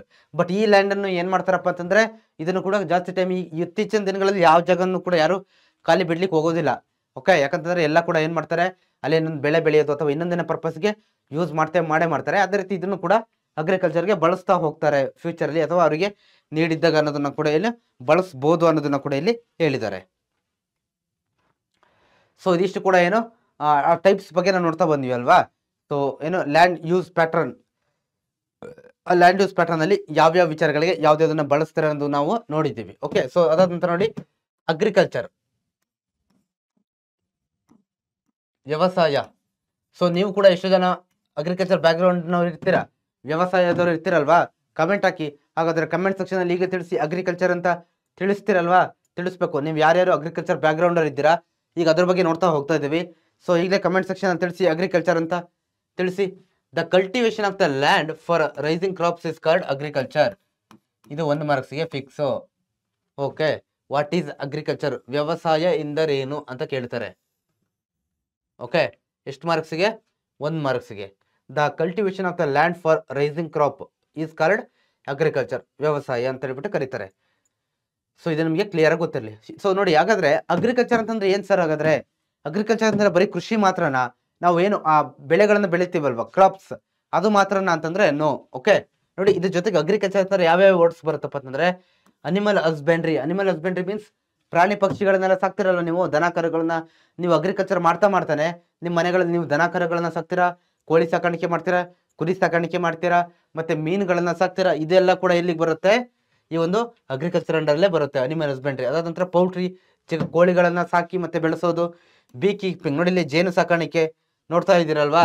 Fisheries, ಮೀನುಗಾರಿಕೆ. ಸೊ ಮೀನನ್ನು ಸಾಕಿ ಬೆಳೆತಕ್ಕಂಥದ್ದು. ಸೆರಿಕಲ್ಚರ್ ಅಂದ್ರೆ ರೇಷ್ಮೆ, ಇದನ್ನ ಬೆಳಿತಕ್ಕಂಥದ್ದು, ರೇಷ್ಮೆಯನ್ನ ಬೆಳಿತಕ್ಕಂಥದ್ದು. ಸೊ ಇವೆಲ್ಲ ಕೂಡ ಏನಾಗಿದೆ ಅಗ್ರಿಕಲ್ಚರ್ ಅಲ್ಲಿ ಇನ್ಕ್ಲೂಡ್ ಆಗಿರುತ್ತೆ. ಓಕೆ, ಸೊ ಇದಿಷ್ಟು ಕೂಡ ನೀವು ಅದು 1 2 3 4 5 ಬರ್ಕೋಬೇಕು. ಓಕೆ, ಲೀಸ್ಟ್ ಆಗಿ ಸಪ್ರೇಟ್ ನೋಟ್ ಡೌನ್ ಮಾಡಿಟ್ಕೊಳ್ಳಿ ನೀವು. ಮತ್ತೆ ಅಗ್ರಿಕಲ್ಚರ್ ಅಂತಂದ್ರೆ ಬರೀ ಇದು ಯಾವುದು ಸಾಮಾನ್ಯವಾಗಿ ಫಸ್ಟ್ ಇದು ತಲೆಗೆ ಬರುತ್ತೆ. ಈ ರೀತಿ ಅಗ್ರಿಕಲ್ಚರ್ ಕೃಷಿ ಅಂದ ತಕ್ಷಣ ಇದು ನೋಡಿ, ಈ ರೀತಿ ಏನೋ ಒಂದು ಜಾಗ ಇರುತ್ತೆ, ಅಲ್ಲಿ ನಾವು ಉಳುಮೆ ಮಾಡಿ ಅಲ್ಲಿ ಒಂದು ಭತ್ತ ಅಥವಾ ಇನ್ನೊಂದೇನೋ ಕ್ರಾಪ್ಸ್ ನಾವು ಬೆಳಿತೀವಿ ಅಂತ ಅನ್ಕೊಳ್ತಾರೆ, ಅದು ರೈಟ್. ಬಟ್ ಅದ್ರ ಜೊತೆಗೆ ಇವು ಕೂಡ ಇದೆ, ಯಾವುದು ಪೌಲ್ಟ್ರಿ, ಬೀ keeping, fisheries, sericulture, animal husbandry ಇದೆ ಅನ್ನೋದು ನಿಮಗೆ ಕ್ಲಿಯರ್ ಆಗಿ ಗೊತ್ತಿರಬೇಕು. So nearly 61.33% of the people in Karnataka are in rural areas and they depend on agriculture for their livelihood. ನೋಡಿ, ಇಡೀ ಕರ್ನಾಟಕದ ಪಾಪ್ಯುಲೇಷನ್ ಅನ್ನ 100% ಅಂತ ತಗೊಂಡ್ರೆ, ಸೊ ಅಲ್ಲಿ 61.33% ಎಲ್ಲಿದ್ದಾರೆ ಇನ್ನು ಜನ ಕರ್ನಾಟಕದವರು? ರೂರಲ್ ಏರಿಯಾಸ್ ಅಂತಂದ್ರೆ ಈ ಹಳ್ಳಿಗಳಲ್ಲಿ ವಾಸ ಮಾಡ್ತಾ ಇದ್ದಾರೆ. ಓಕೆ, ಹಳ್ಳಿಗಳಲ್ಲೇ ವಾಸ ಮಾಡ್ತಾ ಇದ್ದಾರೆ. ಮತ್ತೆ ಹಳ್ಳಿಗಳಲ್ಲಿರೋರು ಹೆಚ್ಚಿನದಾಗಿ ಯಾವ್ದ್ರ ಮೇಲೆ ಡಿಪೆಂಡ್ ಆಗಿದ್ದಾರೆ? ಅಗ್ರಿಕಲ್ಚರ್, ಈ ವ್ಯವಸಾಯದ ಮೇಲೆ ಅವರ ಜೀವನಕ್ಕೆ ಡಿಪೆಂಡ್ ಆಗಿದ್ದಾರೆ ಅನ್ನೋದನ್ನ ಇಲ್ಲಿ ಹೇಳ್ತಾ ಇದ್ದಾರೆ ನೋಡಿ. ಸೊ ಆಲ್ಮೋಸ್ಟ್ ಅಂತಂದ್ರೆ ಅರ್ಧಕ್ಕಿಂತ ಹೆಚ್ಚು ಜನ ಏನಿದ್ದಾರೆ ಕರ್ನಾಟಕದ ಪಾಪ್ಯುಲೇಷನ್ ಅರ್ಧಕ್ಕಿಂತ ಹೆಚ್ಚು ಜನ ಎಲ್ಲಿದ್ದಾರೆ? ರೂರಲ್ ಏರಿಯಾಸ್ಗಳಲ್ಲಿ ಇವತ್ತಿಗೂ ಇದ್ದಾರೆ, ಅಗ್ರಿಕಲ್ಚರ್ ಮೇಲೆ ಡಿಪೆಂಡ್ ಆಗಿದ್ದಾರೆ ಅನ್ನೋದು ನಿಮಗೆ ಗೊತ್ತಿರಬೇಕು. ಸೊ ನೋಡಿ, ಹಾಗಂತಂದ್ರೆ ಇಂಪಾರ್ಟೆನ್ಸ್ ಆಫ್ ಯಾವ್ದ್ರದ್ದು? ಅಗ್ರಿಕಲ್ಚರ್. ಇಂಪಾರ್ಟೆನ್ಸ್ ಆಫ್ ಅಗ್ರಿಕಲ್ಚರ್ನ ಇಂಪಾರ್ಟೆನ್ಸ್ ಏನು, ಮಹತ್ವ ಏನು, ಏನಕ್ಕೋಸ್ಕರ ಈ ಅಗ್ರಿಕಲ್ಚರ್ ನಮಗೆ ಬೇಕು? ನಿಮಗೆ 1 2 3 4 5 6 3 ಮಾರ್ಕ್ಸ್ ಫಿಕ್ಸ್ ಅಥವಾ 2 ಮಾರ್ಕ್ಸಿಗೂ ಕೇಳ್ಬೋದು. What are the importance of agriculture, ಕೃಷಿ ಕ್ಷೇತ್ರದ ಮಹತ್ವ ಏನು ಅಂತ ಕನ್ನಡದಲ್ಲಿ ಕೇಳ್ತಾರೆ, ಅಥವಾ ಇಂಗ್ಲಿಷ್ ಅಲ್ಲಿ ಆದ್ರೆ what are the importance of agriculture ಅಂತ ಕೇಳ್ತಾರೆ. ನೋಡ್ತಾ ಹೋಗೋಣ. Agriculture is one of the ancient primary occupations of Karnataka. ನೋಡಿ, ಅಗ್ರಿಕಲ್ಚರ್ ಅನ್ನೋದು ಕರ್ನಾಟಕದ ಏನು ಏನ್ಷಿಯಂಟ್ ಪ್ರೈಮರಿ ಆಕ್ಯುಪೇಷನ್ ಅಂದ್ರೆ ಕರ್ನಾಟಕದಲ್ಲಿ ಯಾವಾಗ ಬಹಳ ಹಿಂದಿನಿಂದಲೂ ಈ ಅಗ್ರಿಕಲ್ಚರ್ನ ಪ್ರಾಕ್ಟೀಸ್ ಮಾಡ್ತಾ ಇದ್ದಾರೆ. ಮುಖ್ಯ ಉದ್ಯೋಗ ಆಗಿದೆ ಅನ್ನೋದನ್ನ ಕೂಡ ನಾವಿಲ್ಲಿ, ಮೊದಲ ಉದ್ಯೋಗ ಆಗಿತ್ತು ಮತ್ತೆ ಆಗಿದೆ ಅನ್ನೋದು ಕೂಡ ನಾವಿಲ್ಲಿ ನೋಡ್ತಾ ಹೋಗ್ಬೋದು. ಬಹಳ ಹಿಂದಿನ ಕಾಲದಿಂದಲೂ ಇದನ್ನ ಪ್ರಾಕ್ಟೀಸ್ ಮಾಡ್ತಾ ಇದ್ದಾರೆ. ನೀವು ಈ IVC ಇಂಡಸ್ ವ್ಯಾಲಿ ಸಿವಿಲೈಸೇಷನ್ ಅಂತಂದ್ರೆ ಸಿಂಧು ನಾಗರಿಕತೆ ಅದನ್ನೆಲ್ಲ ಓದ್ತಿರಲ್ವಾ, ಓದಿದ್ದೀರ ಅಂತ ಅನ್ಕೊಂಡಿದ್ದೀನಿ ನಾನು. ಸೊ ಅದನ್ನ ನೀವೇ ಸ್ಟಡಿ ಮಾಡಿದ್ರೆ ಅಲ್ಲಿ ನಿಮಗೆ ಗೊತ್ತಿರುತ್ತೆ. ಆವಾಗಿಂದಲೇ ಫಸ್ಟ್ ಆಕ್ಯುಪೇಷನ್ ಭೂಮಿ ಮೇಲೆ ಸ್ಟಾರ್ಟ್ ಆಗಿದ್ದು ಯಾವುದಪ್ಪ ಅಂತಂದ್ರೆ ಅಗ್ರಿಕಲ್ಚರ್ನೇ. ಅದು ಕೂಡ ಅದೇ ರೀತಿ ನಮ್ಮ ಕರ್ನಾಟಕದಲ್ಲೂ ಕೂಡ ಬಹಳ ಹಿಂದಿನಿಂದ ಇದನ್ನ ಬಳಸ್ತಾ ಇದ್ರು ಅಂತ ನಿಮಗೆ ಗೊತ್ತಿರಬೇಕು. It is the main source of livelihood for many, it is the backbone of our States economy. So ನೋಡಿ ಇಲ್ಲಿ ಏನ್ ಹೇಳಿದಾರಪ್ಪ ಅಂದ್ರೆ ಲೈವ್ಲಿಹುಡ್ ಅಂತಂದ್ರೆ ಜೀವನಕ್ಕೆ ಏನ್ ಮಾಡ್ತಾ ಇದೆ, ಮೇನ್ ಸೋರ್ಸ್ ಆಫ್ ಲೈವ್ಲಿಹುಡ್ ಅಂದ್ರೆ ಜೀವನ ನಡೆಸಲಿಕ್ಕೆ ಈ ಅಗ್ರಿಕಲ್ಚರ್ ಒಂದು ಮೇನ್ ಸೋರ್ಸ್ ಆಗಿದೆ. ಸೊ ಇದೇನಾಗಿದೆ, ಬ್ಯಾಕ್ ಬೋನ್ ಆಗಿದೆ. ನಮ್ಮ ರಾಜ್ಯಕ್ಕೆ ಏನಾಗಿದೆ, ಬ್ಯಾಕ್ ಬೋನ್ ಆಗಿದೆ. ಯಾಕಂದ್ರೆ ಹೆಚ್ಚಿನ ಜನ ನಾವು ಆಲ್ರೆಡಿ ನೋಡಿದ್ವಲ್ವಾ, 61% ಜನ ಇನ್ನು ಅಗ್ರಿಕಲ್ಚರ್ ಮೇಲೆ ಡಿಪೆಂಡ್ ಆಗಿದಾರಂತ. ಸೊ ಅವರೆಲ್ಲ ಏನ್ ಮಾಡ್ತಾರೆ, ಅಗ್ರಿಕಲ್ಚರ್ ಕೆಲಸಗಳನ್ನ ಮಾಡಿ ಅದರಿಂದ ಏನು ಬರ್ತಕ್ಕಂಥ ಬೆಳೆಗಳನ್ನ ಮಾರಿ ಅಥವಾ ಇನ್ನೊಂದೇನೋ ಮಾಡಿ ಅದರಿಂದ ಸಂಪಾದನೆ ಮಾಡಿ ತಮ್ಮ ಜೀವನವನ್ನ ನಡೆಸ್ತಾ ಇರ್ತಾರೆ. ಆ ಪರ್ಪಸ್ಗೋಸ್ಕರ ಏನಂತೀವಿ, ಮೈನ್ ಸೋರ್ಸ್ ಆಫ್ ಲೈವ್ಲಿಹುಡ್ ಅಂತ ಹೇಳ್ತೀವಿ, ಮತ್ತೆ back bone of our States economy ಅಂತ ಹೇಳ್ಬಿಟ್ಟು ನಾವು ಹೇಳ್ತಾ ಹೋಗ್ತೀವಿ. ಆ ಅಗ್ರಿಕಲ್ಚರ್ ಪ್ರಾಡಕ್ಟ್ಗಳನ್ನ ಏನ್ ಮಾಡ್ತಾರೆ, ಸ್ವಲ್ಪ ಅಗ್ರಿಕಲ್ಚರ್ ಪ್ರಮಾಣದ ಪ್ರಾಡಕ್ಟ್ಸ್ಗಳನ್ನ ಅವ್ರು ಇಟ್ಕೊಂಡು ಉತ್ಪಾದನೆಗಳನ್ನ ಇನ್ನು ಮಿಕ್ಕಿದ್ದನ್ನ ಏನ್ ಮಾಡ್ತಾರೆ ಹೇಳಿ, ಬೇರೆ ಕಡೆಗೂ ಕೂಡ ಕಳಿಸ್ತಾರೆ, ಎಕ್ಸ್ಪೋರ್ಟ್ ಮಾಡಿ ಅದರಿಂದ ಕೂಡ ಅರ್ನ್ ಮಾಡ್ತಾರೆ ಅಂತ ನಾವಿಲ್ಲಿ ನೋಡ್ತಾ ಹೋಗ್ಬೋದು. Economic progress depends on agriculture. ಈ ಅಗ್ರಿಕಲ್ಚರ್ ಮೇಲೆ ಒಂದು ರಾಜ್ಯದ ಆರ್ಥಿಕತೆ ಒಂದು ಬೆಳವಣಿಗೆ ಯಾವ ರೀತಿ ಆಗ್ತಾ ಇದೆ ಅನ್ನೋದು ಡಿಪೆಂಡ್ ಆಗಿರುತ್ತೆ ಅನ್ನೋದನ್ನ ಕೂಡ ಇಲ್ಲಿ ಕ್ಲಿಯರ್ ಆಗಿ ಎಕ್ಸ್ಪ್ಲೇನ್ ಮಾಡಿದ್ದಾರೆ. ಯಾಕಂದ್ರೆ ಹೆಚ್ಚಿನ ಪಾಪ್ಯುಲೇಷನ್ ಅದ್ರ ಮೇಲೆ ಡಿಪೆಂಡ್ ಆಗಿರುತ್ತೆ ಅಂತ. Agriculture provides employment people to people. Okay, ಈ ಅಗ್ರಿಕಲ್ಚರ್ ಏನ್ ಮಾಡುತ್ತಪ್ಪ ಅಂತಂದ್ರೆ ಜನಗಳಿಗೆ ಉದ್ಯೋಗವನ್ನ ಕೊಡ್ತಾ ಹೋಗುತ್ತೆ, ಕೊಟ್ಟಿದೆ ಮತ್ತೆ ಕೊಡ್ತಾ ಇದೆ. ಮುಂದಕ್ಕೂ ಏನೋ ಕೊಡ್ಬೇಕಂತಂದ್ರೆ ಅದನ್ನ ಅಪ್ಗ್ರೇಡ್ ಮಾಡಬೇಕು. ಬಟ್ ಏನಾಗಿದೆ ಅಂತಂದ್ರೆ ಪ್ರೊವೈಡ್ಸ್ ಉದ್ಯೋಗವನ್ನು ಜನಗಳಿಗೆ ಕೊಡ್ತಾ ಹೋಗುತ್ತೆ. Okay, it also provides food for the people and raw materials for industry. So ಅಂದ್ರೆ ನಾವೆಲ್ಲ ಊಟ ಮಾಡ್ತೀವಿ ಅಂತಂದ್ರೆ ನಮಗೆ ಫುಡ್ ಎಲ್ಲಿಂದ ಬರುತ್ತೆ? ನೀವು ಇವತ್ತೇನು ತಿಂಡಿ ತಿಂದ್ರೆ ಬೆಳಿಗ್ಗೆ, ಆಮೇಲೆ ಮಧ್ಯಾಹ್ನ ಏನು ಊಟ ಮಾಡಿದ್ರಿ, ನೈಟ್ ಏನು ಊಟ ಮಾಡಿದ್ರಿ, ಇದೆಲ್ಲ ನಿಮಗೆ ಎಲ್ಲಿಂದ ಬರುತ್ತೆ ಹೇಳಿ? ಊಟ ಅಗ್ರಿಕಲ್ಚರ್ ಇಂದ ಅಲ್ವಾ? ಸೊ ಹಾಗಾಗಿ ಏನಿದೆ, ಫುಡ್ ಅನ್ನ ಪ್ರೊವೈಡ್ ಮಾಡುತ್ತೆ. ನಂತರ ರಾ ಮೆಟೀರಿಯಲ್ಸ್ಗಳನ್ನ ಈ ಕೈಗಾರಿಕೆಗಳಿಗೆ, ಇಂಡಸ್ಟ್ರೀಸ್ಗಳಿಗೆ ಏನು ಮಾಡುತ್ತೆ, ರಾ ಮೆಟೀರಿಯಲ್ಸ್ ಅಂತಂದ್ರೆ ಏನು ಹೇಳಿ, ಆ ಒಂದು ಏನು ಕೃಷಿ ಕ್ಷೇತ್ರದಿಂದ ಬರ್ತಕ್ಕಂಥ ಮೂಲ ವಸ್ತುಗಳು. ಓಕೆ, ಫಾರ್ ಎಕ್ಸಾಂಪಲ್ ಈಗ ಒಂದು ವಿಂಡೋ ತಯಾರಿಸ್ಬೇಕು ಅಂತ ನಾವು ಅನ್ಕೊಳ್ಳೋಣ, ವಿಂಡೋ ಅಥವಾ ಡೋರು.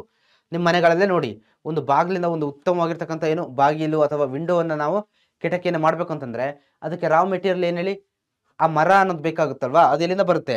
ಅಗ್ರಿಕಲ್ಚರ್ ಇಂದಲೇ ಬರೋದು ಅಲ್ವಾ? ಸೊ ಈ ರೀತಿ ಕೊಡ್ತಾ ಹೋಗುತ್ತೆ, ಅಗ್ರಿಕಲ್ಚರ್ ಹೆಲ್ಪ್ ಮಾಡುತ್ತೆ ಅನ್ನೋದನ್ನ ನೋಡ್ತಾ ಹೋಗ್ಬೋದು.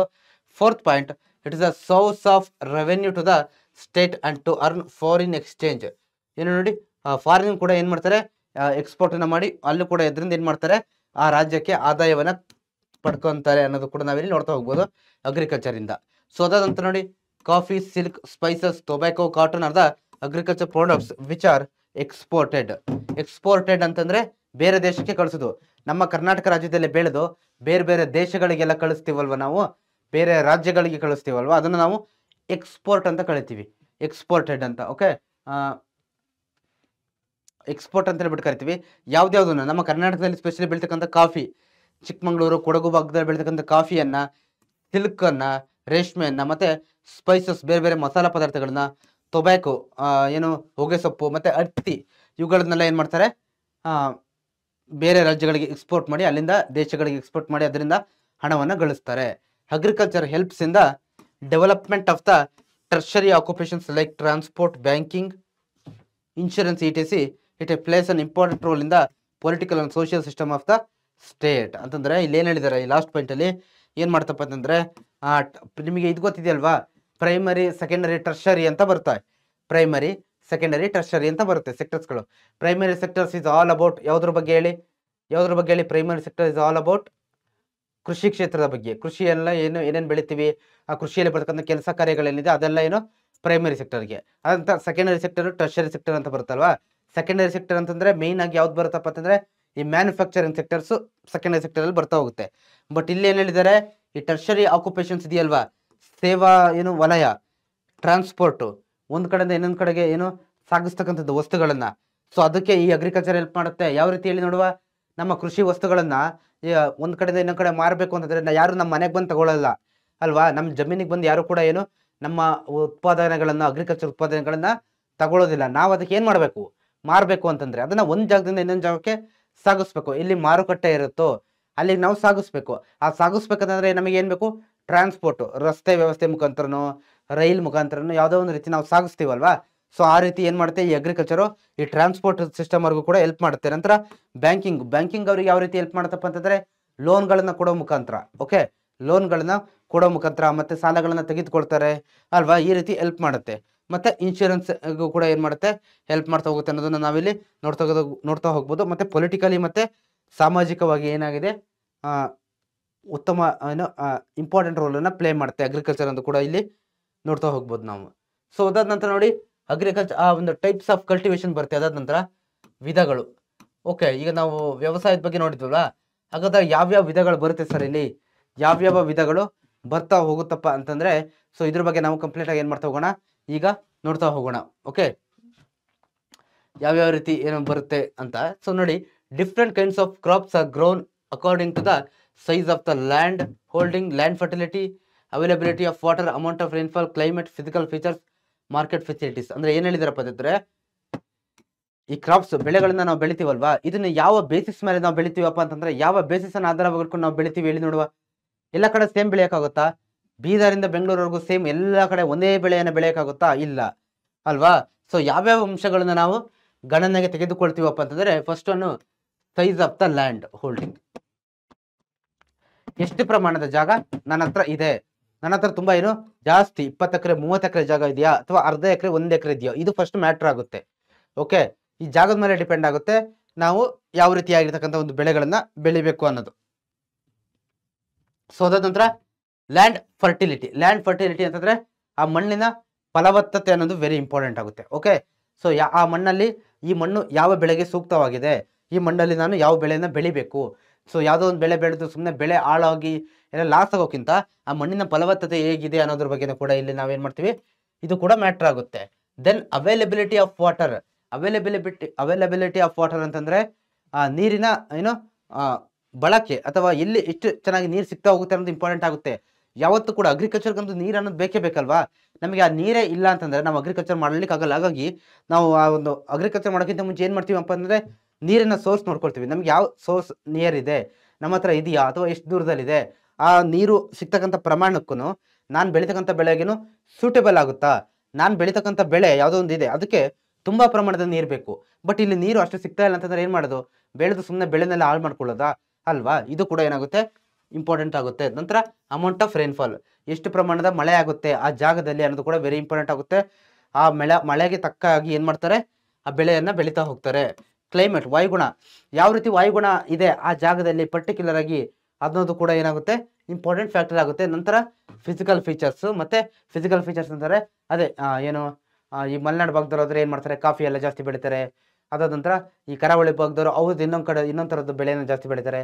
ಬಯಲುಸೀಮೆಯವರು ಇನ್ನೊಂದು ಥರದ ಬೆಳೆಯನ್ನು ಜಾಸ್ತಿ ಬೆಳೀತಾರಲ್ವ, ಇದೆಲ್ಲ ಏನಾಗುತ್ತೆ, ಇಂಪಾರ್ಟೆಂಟ್ ಫ್ಯಾಕ್ಟರ್ ಆಗುತ್ತೆ. ಅದಾದ ನಂತರ ಮಾರ್ಕೆಟ್ ಫೆಸಿಲಿಟಿ ಅಂತಂದರೆ ಏನು, ಟ್ರಾನ್ಸ್ಪೋರ್ಟ್, ನಾವು ಬೆಳೆದಂಥ ಬೆಳೆಗಳನ್ನು ಮಾರ್ಕೆಟಿಗೆ ತಂದೋಗಿ ನಾನು ಮಾರಬೇಕು ಅಂತಂದರೆ ಅಲ್ಲಿ ಆ ಮಾರ್ಕೆಟ್ ಫೆಸಿಲಿಟಿ ಯಾವ ರೀತಿ ಇದೆ ಅನ್ನೋದು ಕೂಡ ಇಲ್ಲಿ ಮ್ಯಾಟ್ರ್ ಆಗುತ್ತೆ. ಇದೆಲ್ಲ ಅಂಶಗಳು ನೋಡಿ ಏನಿದೆ ಅಲ್ವಾ, ಇದನ್ನು ನೀವು ಏನು ಮಾಡಿ ಈ ರೀತಿ ಕೆಳಗಡೆ ಕೊಟ್ಟಿದ್ದಾನಲ್ಲ, ಈ ರೀತಿ ಪಾಯಿಂಟ್ ಯೂಸ್ ಮಾಡೋಕ್ಕೆ ಹ್ಯಾಂಡ್ ರಿಟನ್ ನೋಟ್ಸ್ ಮಾಡಿ ಇಟ್ಕೊಳ್ಬೇಕು. ನಂತರ ನೋಡಿ the types of cultivation are classified according to these factors. ಯಾವುದಪ್ಪ ಅಂತಂದರೆ ಸಬ್ಸಿಸ್ಟೆನ್ಸ್ ಫಾರ್ಮಿಂಗ್ ಅಂತ ಕರಿತೀವಿ, irrigation farming, dry farming, mixed farming, shifting cultivation, commercial farming ಮತ್ತು ಪ್ಲಾಂಟೇಶನ್ ಫಾರ್ಮಿಂಗ್. ಇಷ್ಟು ಅಂಶಗಳನ್ನ 2, 4, 7 ಇದೆ.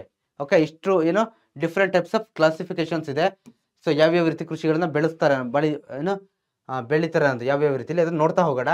ಸೊ ನೆನಪಿರಲಿ, ಇದು ಕಲ್ಟಿವೇಶನ್ನ ವಿಧಗಳು ಯಾವ್ಯಾವುದು ಅನ್ನೋದು. ಇದು ಈ ಮೇಲ್ಗಡೆ ಡಿಸ್ಕಸ್ ಮಾಡಿದ್ವಲ್ಲ, ಇದೇನು ಹೇಳಿ, ಯಾವ್ಯಾವ ಫ್ಯಾಕ್ಟ್ರು ಇನ್ಫ್ಲೂಯೆನ್ಸ್ ಆಗುತ್ತೆ ಆ ಬೆಳೀತಕ್ಕಂಥ ಬೆಳೆ ಮೇಲೆ ಅನ್ನೋದು.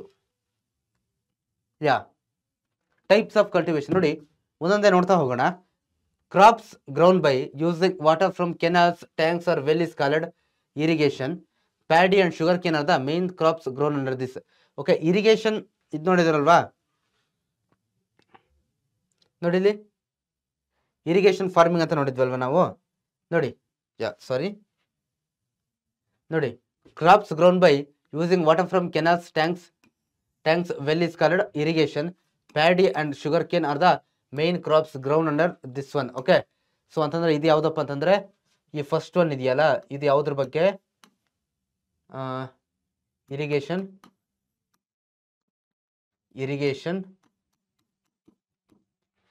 ಫಾರ್ಮಿಂಗ್ ನೀರಾವರಿ ವ್ಯವಸಾಯ ಅಂತ ಕರಿತೀವಿ. ನೋಡಿ, ಇದನ್ನ ಬೆಳಿಬೇಕಂತಂದ್ರೆ ನಾವು ಕೆನಾಲ್ಸ್, ಆ ಚಾನಲ್ಸ್ ಮುಖಾಂತರ ಅಥವಾ ಟ್ಯಾಂಕ್ಸ್, ಬಾವಿಯಿಂದ ನಾವೇನ್ ಮಾಡ್ತೀವಿ, ಕೆರೆ ಬಾವಿಯಿಂದ ನೀರನ್ನ ನಮ್ಮ ಕೃಷಿಗೆ ಬಳಸ್ಕೊಂಡು ಬೆಳೀತಕ್ಕಂಥ ಬೆಳೆಯನ್ನ ಇರಿಗೇಷನ್ ಫಾರ್ಮಿಂಗ್ ಅಂತ ಬಿಟ್ಟು ನಾವು ಕರಿತೀವಿ. ಅದ್ರಲ್ಲಿ ವೆರಿ ಇಂಪಾರ್ಟೆಂಟ್ ಯಾವುದಪ್ಪ ಅಂತಂದ್ರೆ ಶುಗರ್ ಕೇನ್, ಕಬ್ಬು ಮತ್ತೆ ಈ ಒಂದು ಭತ್ತ. ಓಕೆ, ಯಾವ್ದ್ರಲ್ಲಿ ಶುಗರ್ ಕೇನ್ ಅಂತಂದ್ರೆ ಕಬ್ಬು ಮತ್ತೆ ಈ ಒಂದು ಯಾವುದು ಪ್ಯಾಡಿ, ಭತ್ತ. ಇದು ನಿಮಗೆ ಕ್ಲಿಯರ್ ಆಗಿ ಗೊತ್ತಿರಲಿ. ಸೊ ಇವೆರಡು ಕೂಡ ವೆರಿ ಇಂಪಾರ್ಟೆಂಟ್ ಆಗಿರ್ತಕ್ಕಂಥ ಬೆಳೆಗಳು. ಇದು ಇರಿಗೇಷನ್ ಫಾರ್ಮಿಂಗ್ ಬಗ್ಗೆ. ಸೊ ನಂತರ ನೋಡಿ, cultivation of crops which depend on rainfall is called the dry farming. For example ragi, jowar, oil seeds. Dry farming ಇದು ನಿಮಗೆ ಕ್ಲಿಯರ್ ಆಗಿ ಗೊತ್ತಿರಲಿ. ಡ್ರೈ ಫಾರ್ಮಿಂಗ್ ಇಲ್ಲಿತ್ತಲ್ವಾ, ನೋಡಿ ಇರಿಗೇಷನ್ ಬಗ್ಗೆ ನೋಡಿದ್ವಿ, ಆಯ್ತಲ್ವಾ. ಸೊ ಅಂತ ಡ್ರೈ ಫಾರ್ಮಿಂಗ್ ಅಂತಂದ್ರೆ ಏನಪ್ಪಾ ಅಂತಂದ್ರೆ ಮಳೆ ನೀರನ್ನ ಬಳಸ್ಕೊಂಡು ಬೆಳೆಯನ್ನ ಬೆಳೀತಕ್ಕಂಥದ್ದು. ಮಳೆ ನೀರನ್ನ, rain which depend on rain, ಮಳೆ ನೀರನ್ನ ಬಳಸ್ಕೊಂಡು ಬೆಳೆಯನ್ನ ಬೆಳೀತಕ್ಕಂಥದ್ದನ್ನು ನಾವು ಡ್ರೈ ಫಾರ್ಮಿಂಗ್ ಅಂತ ಕರಿತೀವಿ. ಯಾವ್ದಪ್ಪ ಅಂತಂದ್ರೆ ರಾಗಿ, ಜೋವರ್, ಆಯಿಲ್ ಸೀಡ್ಸ್. ಇದು ಎಕ್ಸಾಂಪಲ್ಸ್. ನಿಮಗೆ ಅದು ಡೆಫಿನೇಷನ್ ಮತ್ತೆ ಆ ಪರ್ಟಿಕ್ಯುಲರ್ ಆಗಿ ಆ ಬೆಳೆಗಳ ಒಂದು ಎಕ್ಸಾಂಪಲ್ ಕೂಡ ನಿಮಗೆ ಕ್ಲಿಯರ್ ಆಗಿ ಗೊತ್ತಿರಬೇಕಾಗುತ್ತೆ. ಸೊ ದೆನ್ ನೋಡಿ, the cultivation of a new annual crops on large estates for the purpose of earning money is called plantation farming.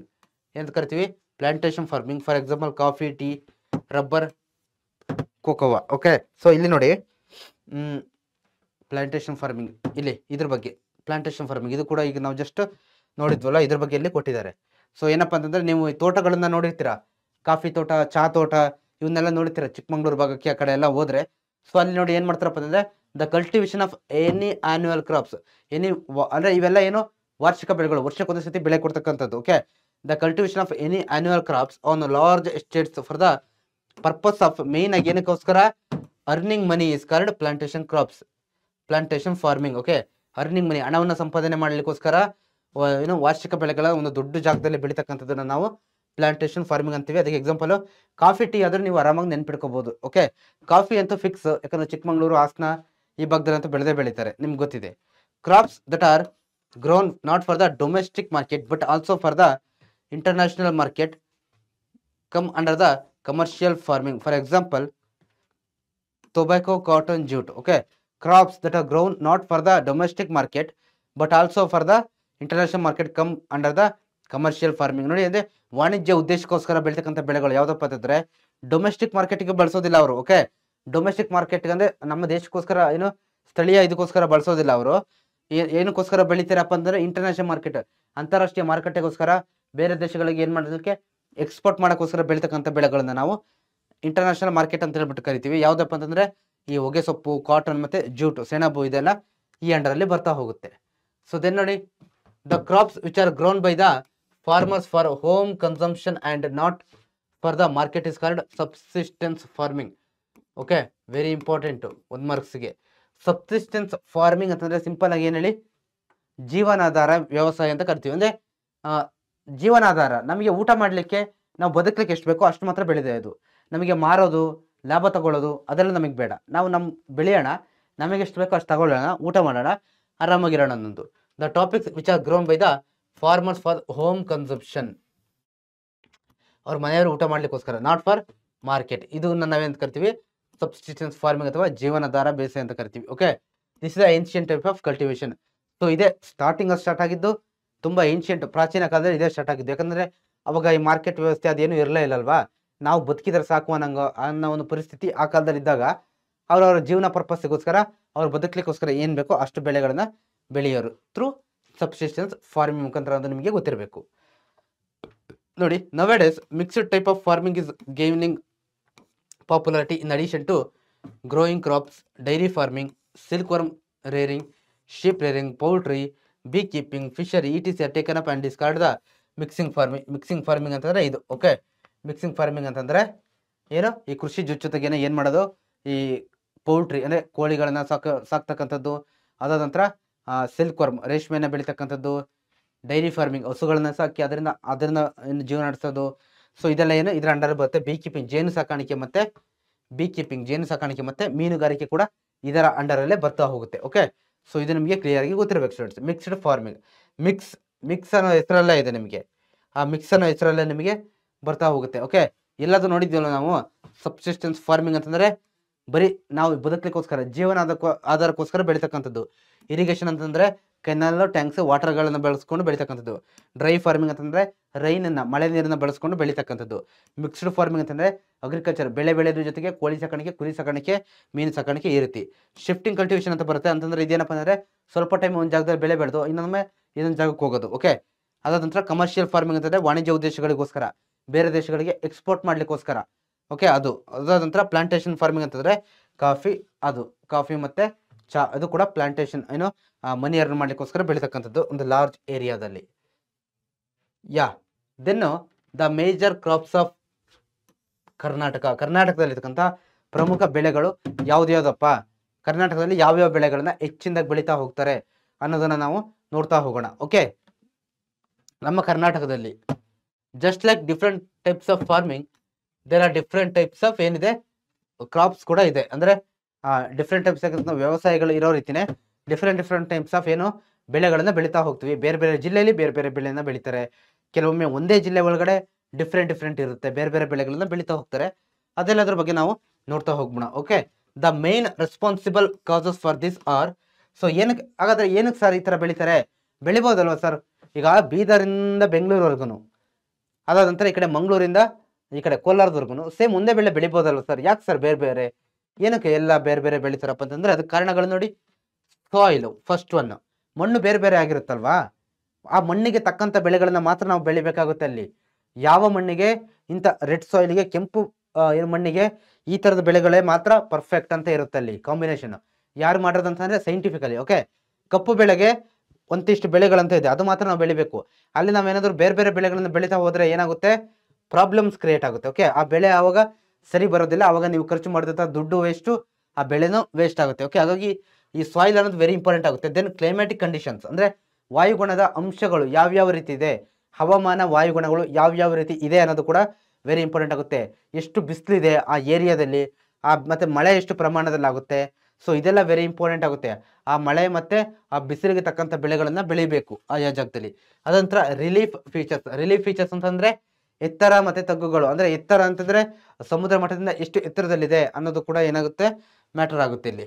ಅದಾದ ನಂತರ ದೆನ್ ಇರಿಗೇಷನ್ ಫೆಸಿಲಿಟಿ, ನೀರಾವರಿ ವ್ಯವಸ್ಥೆ ಎಷ್ಟು ಚೆನ್ನಾಗಿದೆ, ಇರಿಗೇಷನ್ ಫೆಸಿಲಿಟೀಸ್. ನಾವು ಬೆಳೀತಕ್ಕಂಥ ಏನೋ ಆ ಜಮೀನಿನ ಅಕ್ಕಪಕ್ಕದಲ್ಲಿ ವಾಟರ್ ಟ್ಯಾಂಕ್ ಇದೆಯಾ, ವೆಲ್ಸ್ ಇದೆಯಾ, ಕೆನಾಲ್ಸ್ ಇದೆಯಾ, these are also very important. ಅದೆಲ್ಲದ್ರ ಮೇಲೆ ಡಿಪೆಂಡ್ ಆಗುತ್ತೆ. ಮತ್ತೆ traditions of the farmers and market for the agriculture produce. Traditions ಅಂತಂದ್ರೆ ಅವರ ಸಂಪ್ರದಾಯಗಳ ಪ್ರಕಾರ ಕೆಲವೊಂದು ಏನ್ ಮಾಡ್ತಾರೆ, ಬೆಳೆಗಳನ್ನ ಬೆಳೀತಾರೆ, ಇದನ್ನೇ ಬೆಳಿಬೇಕು ಅನ್ನೋದು. ಇಲ್ಲ, ಬೆಳೆ ತುಂಬಾ ಹಿಂದಿನಿಂದ ನಮ್ಮ ಅಜ್ಜ ತಾತ ಮುತ್ತಂದರೆಲ್ಲ ಇದನ್ನೇ ಬೆಳೆದಿದ್ದಾರೆ, ನಾವು ಇದನ್ನೇ ಕಂಟಿನ್ಯೂ ಮಾಡ್ತಾ ಹೋಗೋಣ ಅನ್ನೋ ಒಂದು ಮನೋಭಾವ ಕೆಲವೊಬ್ಬರಿಗೆ ಇರುತ್ತಲ್ವಾ. ಸೊ ಅದು ಕೂಡ ಇಲ್ಲಿ ಏನಾಗುತ್ತೆ, ಮ್ಯಾಟರ್ ಆಗುತ್ತೆ. ದೆನ್ ನೋಡಿ, market for the agriculture produce. Market ಅನ್ನೋದು ಕೂಡ ವೆರಿ ಇಂಪಾರ್ಟೆಂಟ್ ಆಗುತ್ತೆ. ಯಾಕಂತಂದ್ರೆ ಸೊ ಮಾರ್ಕೆಟ್ ಅಂತಂದ್ರೆ ಡಿಮ್ಯಾಂಡ್, ಸಿಂಪಲ್ ಆಗಿ ಹೇಳ್ಬೇಕಂತಪ್ಪ ಅಂತಂದ್ರೆ, ಈಗ ಯಾವ ಬೆಳೆಗೆ ಹೆಚ್ಚಿನ ಒಂದು ಡಿಮ್ಯಾಂಡ್ ಇರುತ್ತೋ ಸಾಮಾನ್ಯವಾಗಿ ಎಲ್ಲರೂ ಏನ್ ಮಾಡ್ತಾರೆ, ಆ ಬೆಳೆನೇ ಬೆಳೀತಾರಲ್ವಾ. ಸೊ ಯಾರಿಗಾದ್ರೂ ಕಮ್ಮಿ ಡಿಮ್ಯಾಂಡ್ ಇರುತ್ತೆ, ಯಾವುದೋ ಒಂದು ಬೆಳೆ ಈಗ ಇದೆ, ಅದಕ್ಕೆ ಮಾರುಕಟ್ಟೆಯಲ್ಲಿ ಅಷ್ಟೊಂದು ಬೆಳೆನೇ ಇಲ್ಲ ಅಂದ್ಮೇಲೆ ಯಾರು ಬೆಳಿತಾರೆ ಅದನ್ನ ಅಲ್ವಾ? ಒಂದ್ ವೇಳೆ ಬೆಳೆದ್ರು ಕೂಡ ಅವ್ರ ಲೈಫ್ ಪರ್ಪಸ್ಗೆ ಬೆಳೆಸ್ತಾರೆ. ಬಟ್ ಬೇರೆ ಕಡೆ ಮಾರಬೇಕು ಅಂತಂದ್ರೆ ಅದನ್ನ ಬೆಳಿಲಿಕ್ಕೆ ಸಾಧ್ಯ ಇಲ್ಲ, ಬೆಳೆದ್ರು ಏನಾಗುತ್ತೆ, ಲಾಸ್ ಆಗುತ್ತೆ. ಸೊ ದಟ್ಸ್ ವೈ ಆ ಮಾರ್ಕೆಟ್ ಕೂಡ ಏನಾಗುತ್ತೆ, ವೆರಿ ಇಂಪಾರ್ಟೆಂಟ್ ರೋಲ್ ಅನ್ನ ಪ್ಲೇ ಮಾಡುತ್ತೆ ಅನ್ನೋದು ಕೂಡ ನೀವು ಇಲ್ಲಿ ತಿಳ್ಕೊಬೇಕಾಗುತ್ತೆ. The crops of Karnataka can be classified as follows. ನೋಡಿ ಏನ್ ಮಾಡಿದಾರಪ್ಪ ಅಂದ್ರೆ ನೋಡಿ, ಈ 3 ಭಾಗಗಳಾಗಿ ಫುಡ್ ಕ್ರಾಪ್ಸ್, ಕಮರ್ಷಿಯಲ್ ಕ್ರಾಪ್ಸ್ ವಾಣಿಜ್ಯ ಬೆಳೆಗಳು. ಫುಡ್ ಕ್ರಾಪ್ಸ್ ಅಂತಂದ್ರೆ ಆಹಾರ ಬೆಳೆಗಳು, ಕಮರ್ಷಿಯಲ್ ಕ್ರಾಪ್ಸ್ ವಾಣಿಜ್ಯ ಬೆಳೆಗಳು, ಪ್ಲಾಂಟೇಶನ್ ಕ್ರಾಪ್ಸ್ ತೋಟಗಾರಿಕೆ ಬೆಳೆಗಳು ಅಂತ 3 ಡಿವಿಷನ್ ಮಾಡಿದ್ದಾರೆ. 3ರಲ್ಲಿ ನೋಡಿ ಒಂದೊಂದು ಬರುತ್ತೆ. ಫುಡ್ ಅಲ್ಲಿ ಪ್ಯಾಡಿ, ರಾಗಿ, ಮೈಸ್, ಪಲ್ಸಸ್, ಮಿಲೆಟ್ಸ್ ಬಂದ್ರೆ, ಕಮರ್ಷಿಯಲ್ ಅಲ್ಲಿ ಶುಗರ್ ಕೇನ್, ಕಾಟನ್, ಟೊಬ್ಯಾಕೋ ಇಷ್ಟು ಬರುತ್ತೆ.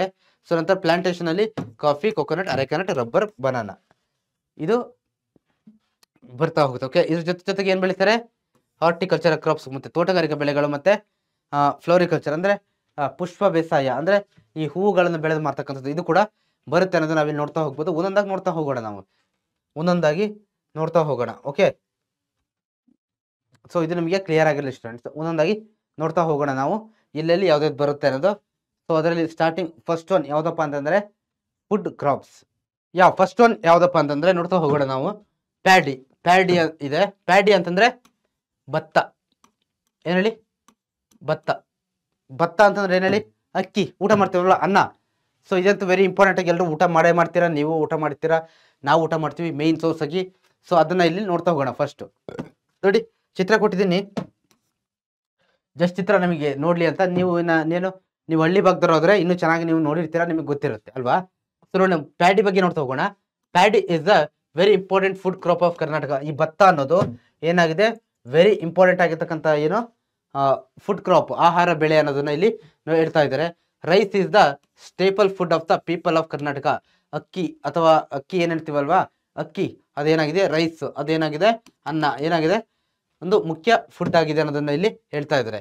Paddy is grown in 28.2% of the total cultivable land.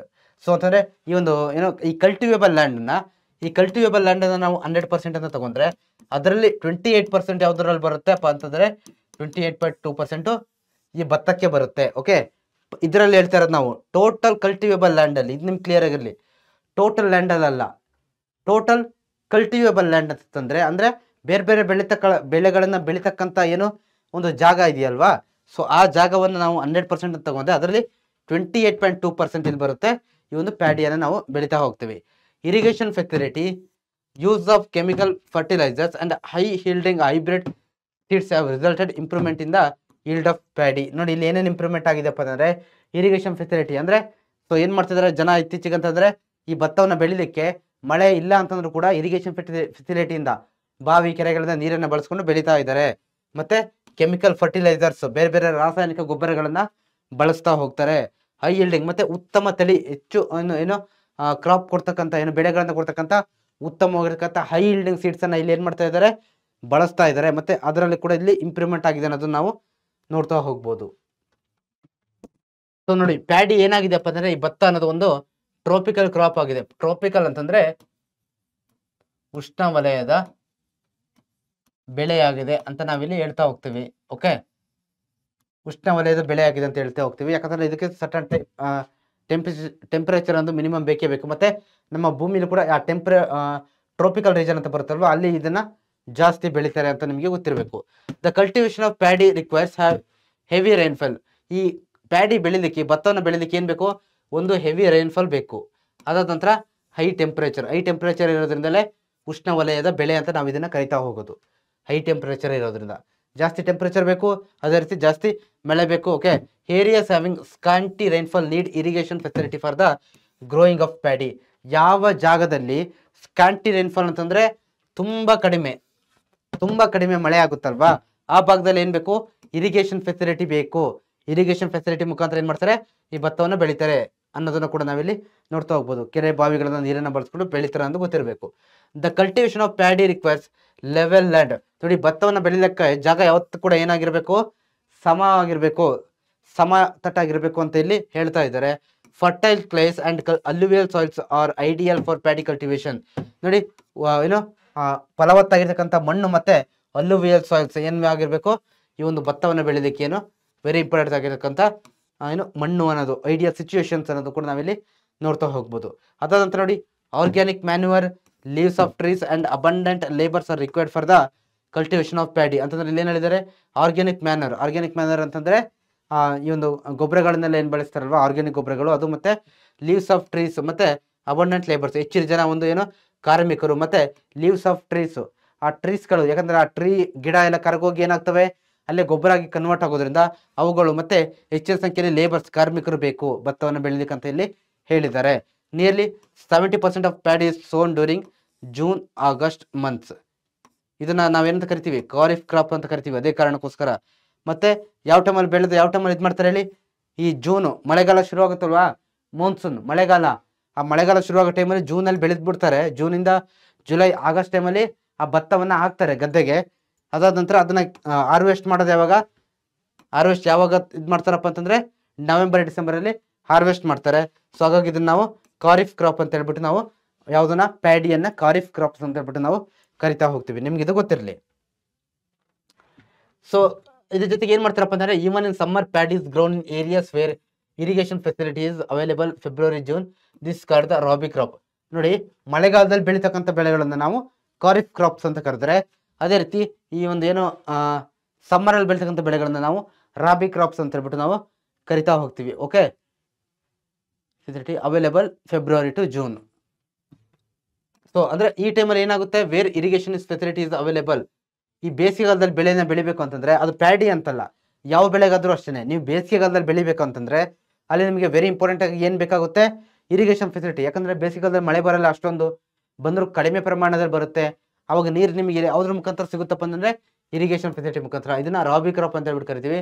Timings ಇದು ಫೆಬ್ರವರಿಯಿಂದ ಜೂನ್ವರೆಗೂ. ಓಕೆ, ಸೊ ಅದಂತ ನೋಡಿ, in Malnad paddy grown by broadcasting method and in the plains by transplanting method ಅಂತಂದ್ರೆ ಈ ಮಲೆನಾಡು ಭಾಗದಲ್ಲಿ ಏನ್ ಮಾಡ್ತಾರೆ, ಮಲೆನಾಡಲ್ಲಿ ಬರ್ತಕ್ಕಂಥ ಜಿಲ್ಲೆಗಳ ಆ ಭಾಗದಲ್ಲಿ ಈ ಒಂದು ಪ್ಯಾಡಿಯನ್ನ ಬೆಳೀತಾ ಹೋಗ್ತಾರೆ ಅಂತ ಕೂಡ ನಾವಿಲ್ಲಿ ನೋಡ್ತಾ ಹೋಗ್ಬೋದು. ಯಾವ ರೀತಿ ಬೆಳಿತಾರೆ, ಟ್ರಾನ್ಸ್ಪ್ಲಾಂಟಿಂಗ್.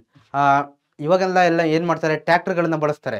ಆ ಟ್ರ್ಯಾಕ್ಟರ್ಗಳಲ್ಲಿ ಆ ಮಣ್ಣನ್ನ ಮೇಲೆ ಕೆಳಗೆ ಎಲ್ಲ ಮಾಡ್ಬಿಟ್ಟು ಆ ಫಲವತ್ತತೆನ ಹೆಚ್ಚಿಸ್ಲಿಕ್ಕೆ ಆ ರೀತಿ ಮಾಡಿ ಬೆಳಿತಾರೆ ಅನ್ನೋದು ಕೂಡ ನಾವಿಲ್ಲಿ ನೋಡ್ತಾ ಹೋಗ್ಬೋದು. ಓಕೆ, ಜಸ್ಟ್ ನಾನು ಹಿಂದೆ ಒಂದು ಡಯಾಗ್ರಾಮ್ ಹಾಕಿದ್ದೆ, ತೋರಿಸ್ತೀನಿ. ಜಸ್ಟ್ ವೆಯ್ಟ್ ಇಯರ್ ನೋಡಿ ಇಲ್ಲಿ. ಸೊ ಇದು ಹಿಂದಿನ ಕಾಲದಲ್ಲಿ ಈ ತರ ಮಾಡೋರಲ್ವಾ, ಎತ್ತುಗಳನ್ನ ಬಳಸ್ಕೊಂಡು ಈ ರೀತಿ ಏನು ಮಣ್ಣನ್ನ ಫಲವತ್ತತೆನ ಹೆಚ್ಚಿಸ್ಲಿಕ್ಕೆ ಈ ರೀತಿ ಮಾಡೋರು. ಸೊ ಇದು ಹಿಂದಿನ ಕಾಲದಲ್ಲಿ. ಬಟ್ ಪ್ರೆಸೆಂಟ್ಲಿ ಏನ್ ಮಾಡ್ತಾರೆ ಹೇಳಿ, ಟ್ರ್ಯಾಕ್ಟರ್ಗಳನ್ನ ಜಾಸ್ತಿ ಬಳಸ್ತಾರೆ ಅನ್ನೋದು ನಿಮಗೆ ಗೊತ್ತಿರಬೇಕು. ಆ ರೀತಿ ಆ ಮಲೆನಾಡು ಭಾಗದಲ್ಲಿ ಬೆಳಿತಾರೆ ಅನ್ನೋದು ನಿಮಗೆ ಕ್ಲಿಯರ್ ಆಗಿ ಗೊತ್ತಿರಲಿ. Okay, first one. ಸೊ ಹಾಗಾದ್ರೆ ಎಲ್ಲೆಲ್ಲಿ ಬೆಳಿತಾರೆ ಸರ್, ಇದೆಲ್ಲ ಫುಡ್ ಕ್ರಾಪ್ ಬಗ್ಗೆ ನೋಡಿ, ಪ್ಯಾಡಿ ಬಗ್ಗೆ ನಾವು ಡಿಸ್ಕಷನ್ ಮಾಡ್ತಾ ಇರೋದು. ಹಾಗಾದ್ರೆ ಎಲ್ಲಿ ಬೆಳಿತಾರೆ sir, grown in all the districts of Karnataka. First thing ನೋಡಿ, ಕರ್ನಾಟಕದ ಎಲ್ಲ ರಾಜ್ಯದಲ್ಲೂ ಕೂಡ ಪ್ಯಾಡಿಯನ್ನ ಭತ್ತವನ್ನ ಬೆಳಿತಾರೆ, ಇದು ಶೋರ್ ಎಲ್ಲ ರಾಜ್ಯಗಳಲ್ಲೂ. ಬಟ್ ಪ್ರಮಾಣ ಏನಿರುತ್ತಪ್ಪ ಅಂದರೆ ವೇರಿಯೇಷನ್ ಇರುತ್ತೆ. ಪ್ರಮಾಣ ಅನ್ನೋದು ಒಂದು ಜಿಲ್ಲೆಯಲ್ಲಿ ಜಾಸ್ತಿ ಬೆಳೆದ್ರೆ ಇನ್ನೊಂದು ಜಿಲ್ಲೆಯಲ್ಲಿ ಕಮ್ಮಿ, ಈ ರೀತಿ ಏನಾಗುತ್ತೆ, ವೇರಿಯೇಷನ್ ಆಗುತ್ತೆ ಅನ್ನೋದು ನಿಮಗೆ ಗೊತ್ತಿರಬೇಕು. ನೋಡಿ ಇಲ್ಲಿ the Krishna Tungabhadra valley, Kaveri valley and the coastal districts are the famous for paddy cultivation.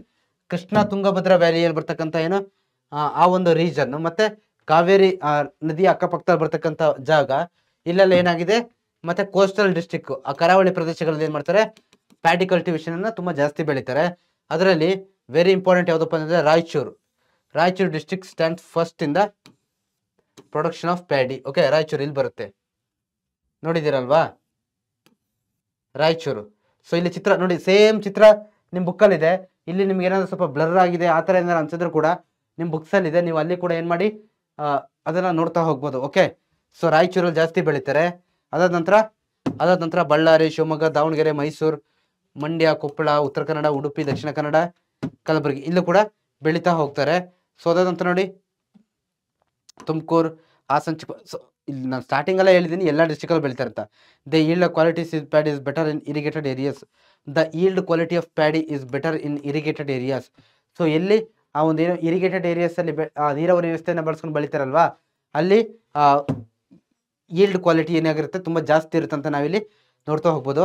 So ಡಿಸ್ಟ್ರಿಕ್ಟ್ಗಳು ನಿಮಗೆ ಪ್ಯಾಡಿ ಅಂತ ಬಂದಾಗ ನೀವು ಯಾವ್ದು ಬೇಕಾದ್ರೂ ಬರೀಬೋದು. ಯಾಕಂದ್ರೆ ನೋಡಿ ಆಲ್ ದ ಡಿಸ್ಟ್ರಿಕ್ಟ್ ಇಲ್ಲೇ ಕೊಟ್ಟಿದ್ದೀನಿ ಸ್ಟಾರ್ಟಿಂಗಲ್ಲೇ, ಆಲ್ ದ ಡಿಸ್ಟ್ರಿಕ್ಟ್ ಅಂತ ಕೊಟ್ಟಿರೋದ್ರಿಂದ. ಬಟ್ ನಿಮಗೆ ವೆರಿ ಇಂಪಾರ್ಟೆಂಟ್ ಯಾವುದು, ಈ ರಾಯಚೂರು ಅನ್ನೋದು ಗೊತ್ತಿರಲೇಬೇಕು. ರಾಯಚೂರು ಅನ್ನೋದು ನೀವು ಯಾವ ಕಾರಣಕ್ಕೂ ಏನು ಮಾಡೋಂಗಿಲ್ಲ, ಮಿಸ್ ಮಾಡೋಂಗೇ ಇಲ್ಲ, ಹೈಯೆಸ್ಟ್ ಪ್ಯಾಡಿಯನ್ನು ಬೆಳೀತಕ್ಕಂಥದ್ದು. ಸೊ ಅದಾದ ನಂತರ ನೋಡಿ ಜೋಳ ಬರುತ್ತೆ, ಜೋವರ್ ಸೆಕೆಂಡ್ ಒನ್ನು. ಇದು ಸೆಕೆಂಡ್ ಮೋಸ್ಟ್ ಆಫ್ಟರ್ ಪ್ಯಾಡಿ ಆದ್ಮೇಲೆ ಏನೋ ಸೆಕೆಂಡ್ ಇಂಪಾರ್ಟೆಂಟ್ ಕ್ರಾಪ್ ಆಗಿದೆ. Until recently the area under jowar cultivation was more then that of the paddy, but in recent year it has decreased. So ಏನಾಗಿತ್ತಪ್ಪ ಅಂತಂದ್ರೆ ಮುಂಚೆ ರೀಸೆಂಟ್ಲಿ ಏನಾಗಿತ್ತು, ಜೋಳವನ್ನು ಬೆಳೀತಕ್ಕಂಥ ಏನು ಆ ಜಾಗ ಭತ್ತ ಬೆಳೀತಕ್ಕಂಥ ಜಾಗಕ್ಕಿಂತ ಜಾಸ್ತಿ ಇತ್ತು. ಅಂತಂದ್ರೆ ನಮ್ಮ ರಾಜ್ಯದಲ್ಲಿ ಭತ್ತ ಬೆಳೆಯೋ ಜಾಗಕ್ಕಿಂತ ಈ ಜೋಳವನ್ನು ಬೆಳೀತಕ್ಕಂಥ ಜಾಗ ಏನಾಗಿತ್ತು, ಜಾಸ್ತಿ ಆಗಿತ್ತು. ಬಟ್ ರೀಸೆಂಟ್ ಏನಾಗಿದೆಪ್ಪ ಅಂತಂದ್ರೆ ಡಿಕ್ರೀಸ್ಡ್, ತುಂಬಾ ಕಮ್ಮಿ ಆಗ್ತಾ ಇದೆ ಅನ್ನೋದು ನಾವಿಲ್ಲಿ ನೋಡ್ತಾ ಹೋಗ್ಬೋದು. ಮತ್ತೆ ಎಷ್ಟು ಪರ್ಸೆಂಟ್ ಬರುತ್ತೆ ಇಲ್ಲಿ, 26% ಆಫ್ ದ ಕಲ್ಟಿವೇಬಲ್ ಏರಿಯಾ. ನೋಡಿ ಇಲ್ಲಿ ಎಷ್ಟಿತ್ತು, ಇಲ್ಲೇನಿತ್ತು ನೋಡಿ, ಇಲ್ಲೇ ಗೊತ್ತಾಗುತ್ತೆ ನಿಮಗೆ ಕ್ಲಿಯರ್ ಆಗಿ. ಆ ಸ್ಟಾರ್ಟಿಂಗ್ ಅಲ್ಲಿ ನಾವು ಬರ್ದಿದ್ವಲ್ವಾ, ನೋಡಿ ಎಷ್ಟಿತ್ತು ಇಲ್ಲಿ 28.2%. ಇಲ್ಲಿ ನೋಡಿ 28.2% ಇತ್ತು. ಬಟ್ ಇಲ್ಲೇ ಎಷ್ಟಿದೆ, 26% ಇದೆ ಅಲ್ವಾ. 26% ಇರೋದ್ರಿಂದ ಸೊ ನೋಡಿ ಇಲ್ಲಿ ಪಿಕ್ಚರ್ ಕಾಣ್ತಾ ಇದೆಯಲ್ವಾ ನಿಮಗೆ, ಪಿಕ್ಚರ್ ನಿಮಗೆ ಕಾಣ್ತಾ ಇದೆಯಲ್ವಾ. ಸೊ ಆ ಪಿಕ್ಚರ್ನ ನೀವು ಕ್ಲಿಯರ್ ಆಗಿ ಅಬ್ಸರ್ವ್ ಮಾಡ್ತಾ ಹೋಗಿ. ಸೊ ನೀವು ಏನು ನಿಮ್ಮ ಕಡೆ ಈ ಭತ್ತವನ್ನು ಬೆಳಿತೀರಾ ಅಂತಂದ್ರೆ ನಿಮ್ಗೆ ಕ್ಲಿಯರ್ ಆಗಿ ಗೊತ್ತಿರುತ್ತೆ. ಸೊ ದೆನ್ ನೋಡಿ the Karnataka ranks second after Maharashtra in the production of jowar. Okay, Karnataka ranks second, Maharashtra ಆದ್ಮೇಲೆ ಅತಿ ಹೆಚ್ಚು ಜೋಳವನ್ನು ಬೆಳೀತಕ್ಕಂಥದ್ದು ಇಲ್ಲಿ ನಮ್ಮ ಕರ್ನಾಟಕದಲ್ಲಿ. ಇದು ಒಂದು ಮುಖ್ಯವಾಗಿರ್ತಕ್ಕಂಥ ಒಂದು ಫುಡ್ ಆಗಿದೆ. ಸೊ ಅದು ಇಲ್ಲಿ ಎಲ್ಲಿ ಯಾವ ಭಾಗಕ್ಕಪ್ಪ ಅಂದರೆ ನಾರ್ತ್ ಕರ್ನಾಟಕ, ಉತ್ತರ ಕರ್ನಾಟಕ ಭಾಗದಲ್ಲಿ ಏನು ಮಾಡ್ತಾರೆ, ಇದನ್ನ ಜಾಸ್ತಿ ಬೆಳೀತಾರೆ. Okay, preparing rotis stalks of jowar and are cattle feeder ಅಂತಂದ್ರೆ ಇಲ್ಲಿ ಏನು ಹೇಳಿದಾರಪ್ಪ ಅಂತಂದ್ರೆ, ಜಸ್ಟ್ ಸೆಕೆಂಡ್ ನೋಡಿ, ಇಲ್ಲಿ ಏನು ಹೇಳಿದಾರಪ್ಪ ಅಂತಂದ್ರೆ, ಈ ಒಂದು ಜೋಳವನ್ನ ಜಾಸ್ತಿ ಎಲ್ಲಿ ಬೆಳೀತಾರೆ, ಉತ್ತರ ಕರ್ನಾಟಕ ಭಾಗದಲ್ಲಿ ಬೆಳೀತಾರೆ. ಜೋಳದ ರೊಟ್ಟಿ ಮತ್ತೆ ಬೇರೆ ಬೇರೆಗಳಿಗೆ ಬಳಸ್ತಾರೆ. ಮತ್ತೆ ಆ ಒಂದು ಹುಲ್ಲು ಅಂತ ಹೇಳ್ತೀವಲ್ವ ನಾವು, ನೋಡಿ ಈಗ ಇದು ಜೋಳ ಸಿಕ್ತು, ಜೋಳನ ತಗೊಂಡ್ವಿ, ಅದಾದ್ಮೇಲೆ ಈ ಹುಲ್ಲೆಲ್ಲ ಇದೆಯಲ್ವಾ, ಈ ಹುಲ್ಲನ್ನು ಏನ್ ಮಾಡ್ತಾರೆ ಹೇಳಿ, ದನ ಕರುಗಳಿಗೆ ಫುಡ್ ಆಗಿ ಬಳಸ್ತಾರೆ ಅನ್ನೋದನ್ನ ಇಲ್ಲಿ ಹೇಳಿದ್ದಾರೆ. ಸೊ ಅದಾದ ನಂತರ ಮೆಕ್ಕೆಜೋಳ ಅಂತ ಬರುತ್ತೆ. ಪಿಕ್ಚರ್ ನೋಡ್ತಾ ಇದ್ದೀರಾ ನೀವು, ಈ ರೀತಿ ಇರುತ್ತೆ. ಸೊ ಇದನ್ನ ನೋಡಿ, globally maize consider as the queen of grains, ದವಸಗಳ ರಾಣಿ ಅಂತ ಹೇಳ್ಬಿಟ್ಟು ನಾವು ಯಾವ್ದನ್ನ ಕರಿತೀವಿ, ಮೇಜ್ ಅನ್ನ ಕರಿತಾ ಹೋಗ್ತೀವಿ. ಇದು ನಿಮಗೆ ವೆರಿ ಇಂಪಾರ್ಟೆಂಟ್ ಆಗುತ್ತೆ. ಯಾವ್ದನ್ನ ಅಂತ ಕೇಳ್ತಾರೆ, ಮೇಜ್ ಅನ್ನ. ಓಕೆ, ಮತ್ತೆ it is the food of south Karnataka, 1 ಮಾರ್ಕ್ಸ್ಗೆ ವೆರಿ ಇಂಪಾರ್ಟೆಂಟ್. ಓಕೆ, ಯಾವುದು, ಮೇಜ್ ಸೌತ್ ಕರ್ನಾಟಕ, ಮೇಜು ಮೆಕ್ಕೆಜೋಳ ಸೌತ್ ಕರ್ನಾಟಕ, ಜೋವರು ನಾರ್ತ್ ಕರ್ನಾಟಕ. ಇದು ನಿಮಗೆ ಕ್ಲಿಯರ್ ಆಗಿರಲಿ, ಅಲ್ಲಿ ನಾವೊಂದು ಮೇನ್ ಫುಡ್ ಆಗಿದೆ. Okay, maize which is grown plenty in south Karnataka is predominantly used as a food for the human beings and fodder for the animals. ಏನು ಆ ಜೋಳವನ್ನ, ಆ ಮೆಕ್ಕೆಜೋಳ ಬಿಡ್ತಾ ಹೋಗುತ್ತೆ ಇಲ್ಲಿ. ಓಕೆ, ಸೊ ಆ ಮೆಕ್ಕೆಜೋಳವನ್ನು ಏನು ಮಾಡ್ತಾರೆ, ಮನುಷ್ಯರು ಆಹಾರವಾಗಿ ಬಳಸಿದ್ರೆ ಈ ಒಂದು ಹುಲ್ಲು ಏನಿದೆಯಲ್ವಾ, ಈ ಹುಲ್ಲು, ಸೊ ಇದಕ್ಕೆ ಏನಂತ ಹೇಳ್ತೀರಾ ನೀವು ನಿಮ್ಮ ಭಾಷೆಯಲ್ಲಿ, ಈ ಗ್ರೀನ್ ಕಲರ್ ಇರೋದು, ಅದನ್ನ ಏನು ಮಾಡ್ತಾರೆ, ಪ್ರಾಣಿಗಳಿಗೆ ಫುಡ್ ಆಗಿ ಬಳಸ್ತಾರೆ ಅನ್ನೋದು ಕೂಡ ನಾವಿಲ್ಲಿ ನೋಡ್ತಾ ಹೋಗ್ಬೋದು. Jowar and maize belong to the grass family. ಇವೆರಡು ಕೂಡ ಏನು, ಹುಲ್ಲು ಜೊತೆಗೆ ಸೇರ್ತಕ್ಕಂಥ ಬೆಳೆಗಳು. It is a tropical crop. ಇದು ಕೂಡ ಏನಾಗಿದೆ, ಉಷ್ಣವಲಯದ ಕ್ರಾಪ್ ಆಗಿದೆ. ಇದು ಏನು ಮಾಡರೇಟ್ ಆಗಿ ಏನ್ ಬೇಕು ಇದಕ್ಕೆ, ಟೆಂಪರೇಚರ್ ಮತ್ತೆ ಏನ್ ಬೇಕು, ರೈನ್ಫಾಲ್ ಬೇಕು. ಪ್ಯಾಡಿಯಲ್ಲಿ ತುಂಬಾ ಜಾಸ್ತಿ ಬೇಕು ಅಂತ ನೋಡಿದ್ವಲ್ವಾ, ಬಟ್ ಇಲ್ಲಿ ಆ ರೀತಿ ಏನಿಲ್ಲ, ಒಂದು ಮಾಡರೇಟ್ ಲೆವೆಲ್ ಅಲ್ಲಿ ಇದ್ರೂ ಕೂಡ ಏನು, ಒಂದು ಮೀಡಿಯಂ ಲೆವೆಲ್ ಅಲ್ಲಿ ಮಳೆ ಮತ್ತೆ ಟೆಂಪರೇಚರ್ ಇದ್ರೂ ಇದನ್ನ ಬೆಳೀತಾ ಹೋಗ್ಬೋದು. ಸೊ ದೆನ್ ನೋಡಿ, mixed black and red soil, alluvial soil are suitable for jowar. ಈ ಜೋವರ್ನ ಬೆಳಿಲಿಕ್ಕೆ ಈ mixed black and red soil ಮತ್ತೆ ಅಲುವಿಯಲ್ ಸಾಯಿಲ್ ಬದಿಟ್ಕೊಳ್ಳಿ, ಇದೇನು ವೆರಿ ಇಂಪಾರ್ಟೆಂಟ್ ಆಗಿ ಬೇಕು ಅಂತ ಇಲ್ಲಿ ಹೇಳಿದ್ದಾರೆ. ಓಕೆ, ಸೊ ಇದಂತ it is a rain fed crop and growing by using broadcasting method. It depends on the south west monsoon. ಇದೇನಾಗಿದೆ, ಆ ಮಳೆಯನ್ನ ಜಾಸ್ತಿ ಆಧಾರವಾಗಿ ಇಟ್ಕೊಂಡು ಇರೋದ್ರಿಂದ ಈ ಸೌತ್ ವೆಸ್ಟ್ ಮಾನ್ಸೂನ್ ಅಂತ ಬರುತ್ತಲ್ವಾ, ಮಳೆಗಾಲ, ಸಿಂಪಲ್ ಆಗಿ ಮಳೆಗಾಲ ಅಂತ ಹೇಳ್ತೀವಿ ನಾವು, ಆ ಮಳೆಗಾಲದ ಮೇಲೆ ಏನಾಗಿದೆ, ತುಂಬಾ ಡಿಪೆಂಡ್ ಆಗಿದೆ ಅನ್ನೋದನ್ನ ಕೂಡ ನಾವಿಲ್ಲಿ ನೋಡ್ತಾ ಹೋಗ್ಬೋದು, ಮಳೆಯನ್ನ ಆಧಾರವಾಗಿ ಇಟ್ಕೊಂಡಿದೆ ಅಂತ.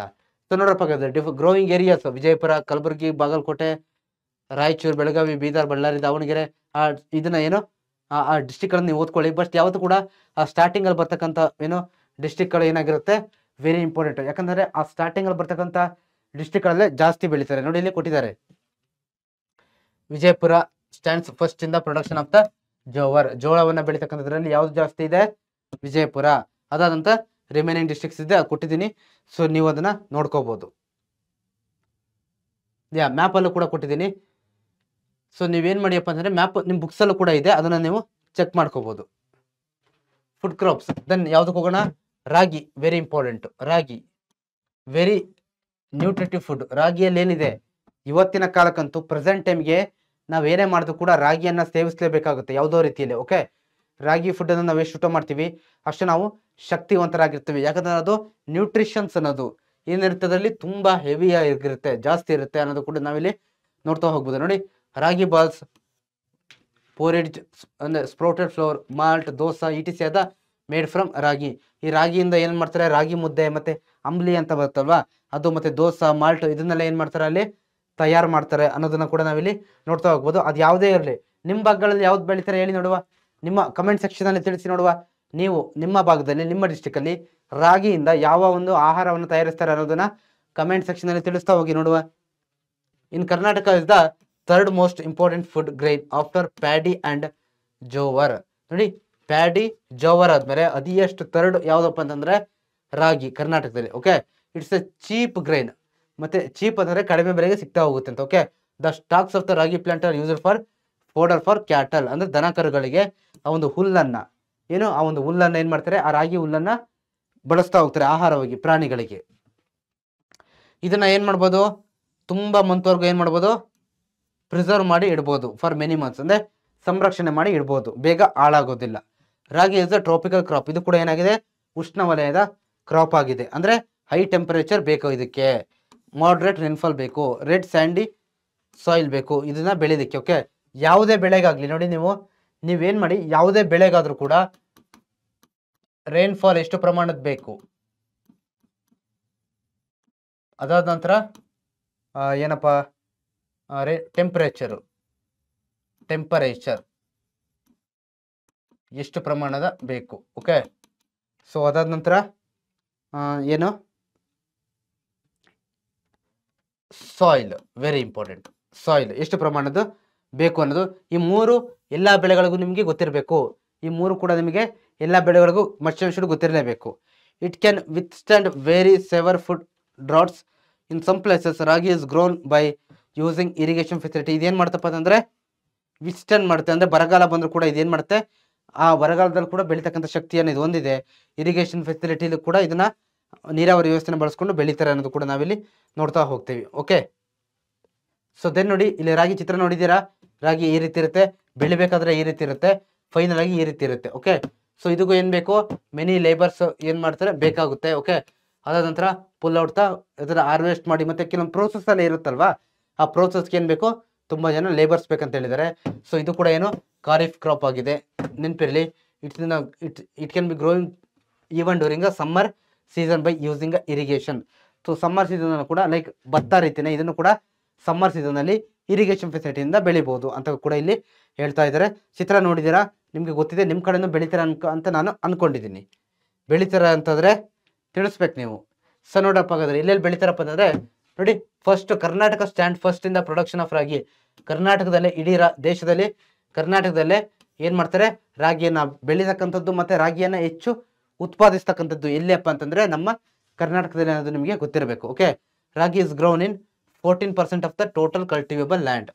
14% ಜಾಗದಲ್ಲಿ ಏನು ಬೆಳೀತಾರೆ, ರಾಗಿಯನ್ನು ಬೆಳೀತಾ ಹೋಗ್ತಾರೆ ಅನ್ನೋದು ನಿಮಗೆ ಗೊತ್ತಿರಬೇಕು. ಅದೆಷ್ಟು ಪರ್ಸೆಂಟ್ ಅನ್ನೋದು. ಅದಾದ ನಂತರ concentrated in the districts of southern Maidan. ಈ ರಾಗಿ ಗ್ರೋಯಿಂಗ್ ಡಿಸ್ಟ್ರಿಕ್ಟ್ ಇದೆಯಲ್ಲ, ಎಲ್ಲಿ ರಾಗಿಯನ್ನು ಬೆಳೀತಾರೆ, ಸೊ ಅದು ಎಲ್ಲಿದೆ ನೋಡಿ, ಇದು ನಮ್ಮ ಏನು ರಾಜ್ಯದ ದಕ್ಷಿಣ ಭಾಗದಲ್ಲಿ ಜಾಸ್ತಿ ಕಂಡು ಬರುತ್ತೆ ಅನ್ನೋದು ಕೂಡ ನಾವಿಲ್ಲಿ ನೋಡ್ತಾ ಹೋಗ್ಬೋದು. ರಾಜ್ಯದ ದಕ್ಷಿಣ ಭಾಗದಲ್ಲಿ ಹೆಚ್ಚು ಪ್ರಮಾಣದ ರಾಗಿ ಬೆಳೀತಕ್ಕಂಥ ಜಿಲ್ಲೆಗಳು ಕಂಡು ಬರುತ್ತೆ ಅನ್ನೋದು ನಿಮಗೆ ಗೊತ್ತಿರಬೇಕು. Ragi is a traditional crop of old Mysore province.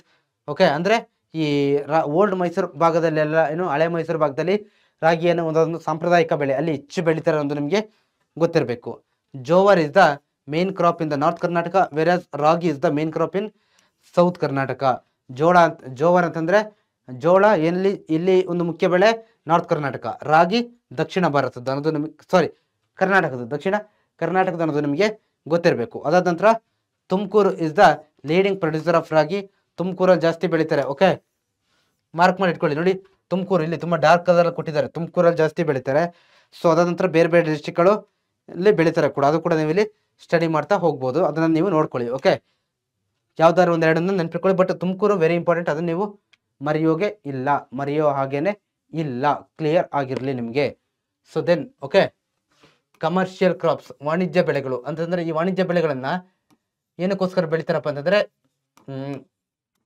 Earn ಮಾಡಲಿಕ್ಕೆ, ಬೆಳೆದ್ಬಿಟ್ಟು ಅದನ್ನು ಇನ್ನೊಬ್ರಿಗೆ ಮಾರಿ ಅಥವಾ ಬೇರೆ ಕಡೆಗೆ ಎಕ್ಸ್ಪೋರ್ಟ್ ಮಾಡಿ ಅದರ ಮುಖಾಂತರ ಹಣವನ್ನು ಸಂಪಾದಿಸುತ್ತಾ ಹೋಗ್ತಾರೆ. ಓಕೆ, ಕಮರ್ಷಿಯಲ್ ವಾಣಿಜ್ಯ ಬೆಳೆಗಳು, ಇದು ನಿಮಗೆ ಕ್ಲಿಯರ್ ಆಗಿರಲಿ.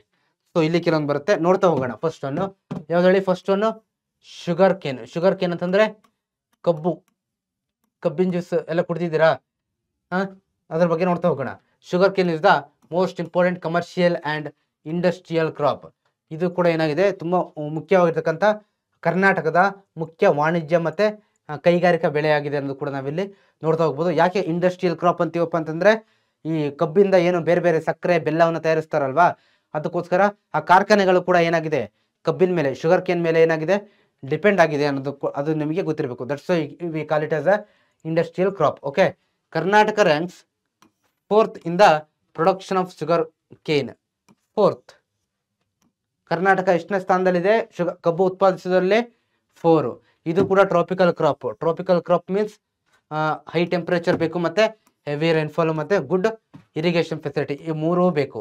ಹೆಚ್ಚು ಟೆಂಪರೇಚರ್ ಬೇಕು, ಹೆಚ್ಚು ಮಳೆ ಆಗಬೇಕು, ಒಳ್ಳೆ ಇರಿಗೇಷನ್ ಫೆಸಿಲಿಟಿ ಇರಬೇಕು. ಟ್ರಾಪಿಕಲ್ ಕ್ರಾಪ್ ಅಂತ, ಸೊ ಯಾವ್ಯಾವ ಬೆಳೆಗಳನ್ನ ನಾವು ಟ್ರಾಪಿಕಲ್ ಕ್ರಾಪ್ ಅಂತೀವೋ ಅದೆಲ್ಲದಕ್ಕೂ ಕೂಡ ಅತಿ ಹೆಚ್ಚು ಟೆಂಪರೇಚರ್ ಅನ್ನೋದು ಬೇಕೇ ಬೇಕು.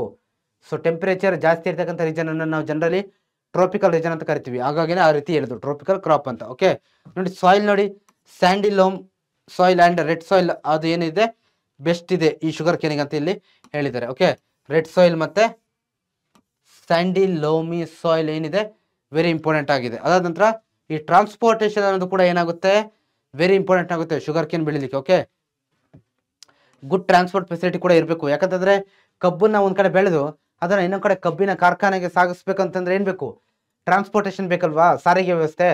ಸೊ ಅದು ಕೂಡ ನಿಮಗೆ ಕ್ಲಿಯರ್ ಆಗಿ ಗೊತ್ತಿರಲಿ ಸ್ಟೂಡೆಂಟ್ಸ್.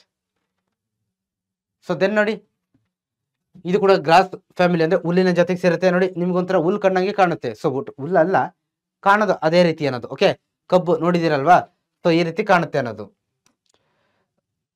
ನೀವು ಯಾರಾದ್ರೂ ಮಂಡ್ಯ ಭಾಗದವ್ರು ಇದ್ರೆ ನಿಮಗೆ ಅಂತ ಇನ್ನೂ ಚೆನ್ನಾಗಿ ಗೊತ್ತಿರುತ್ತೆ ಅಲ್ವಾ.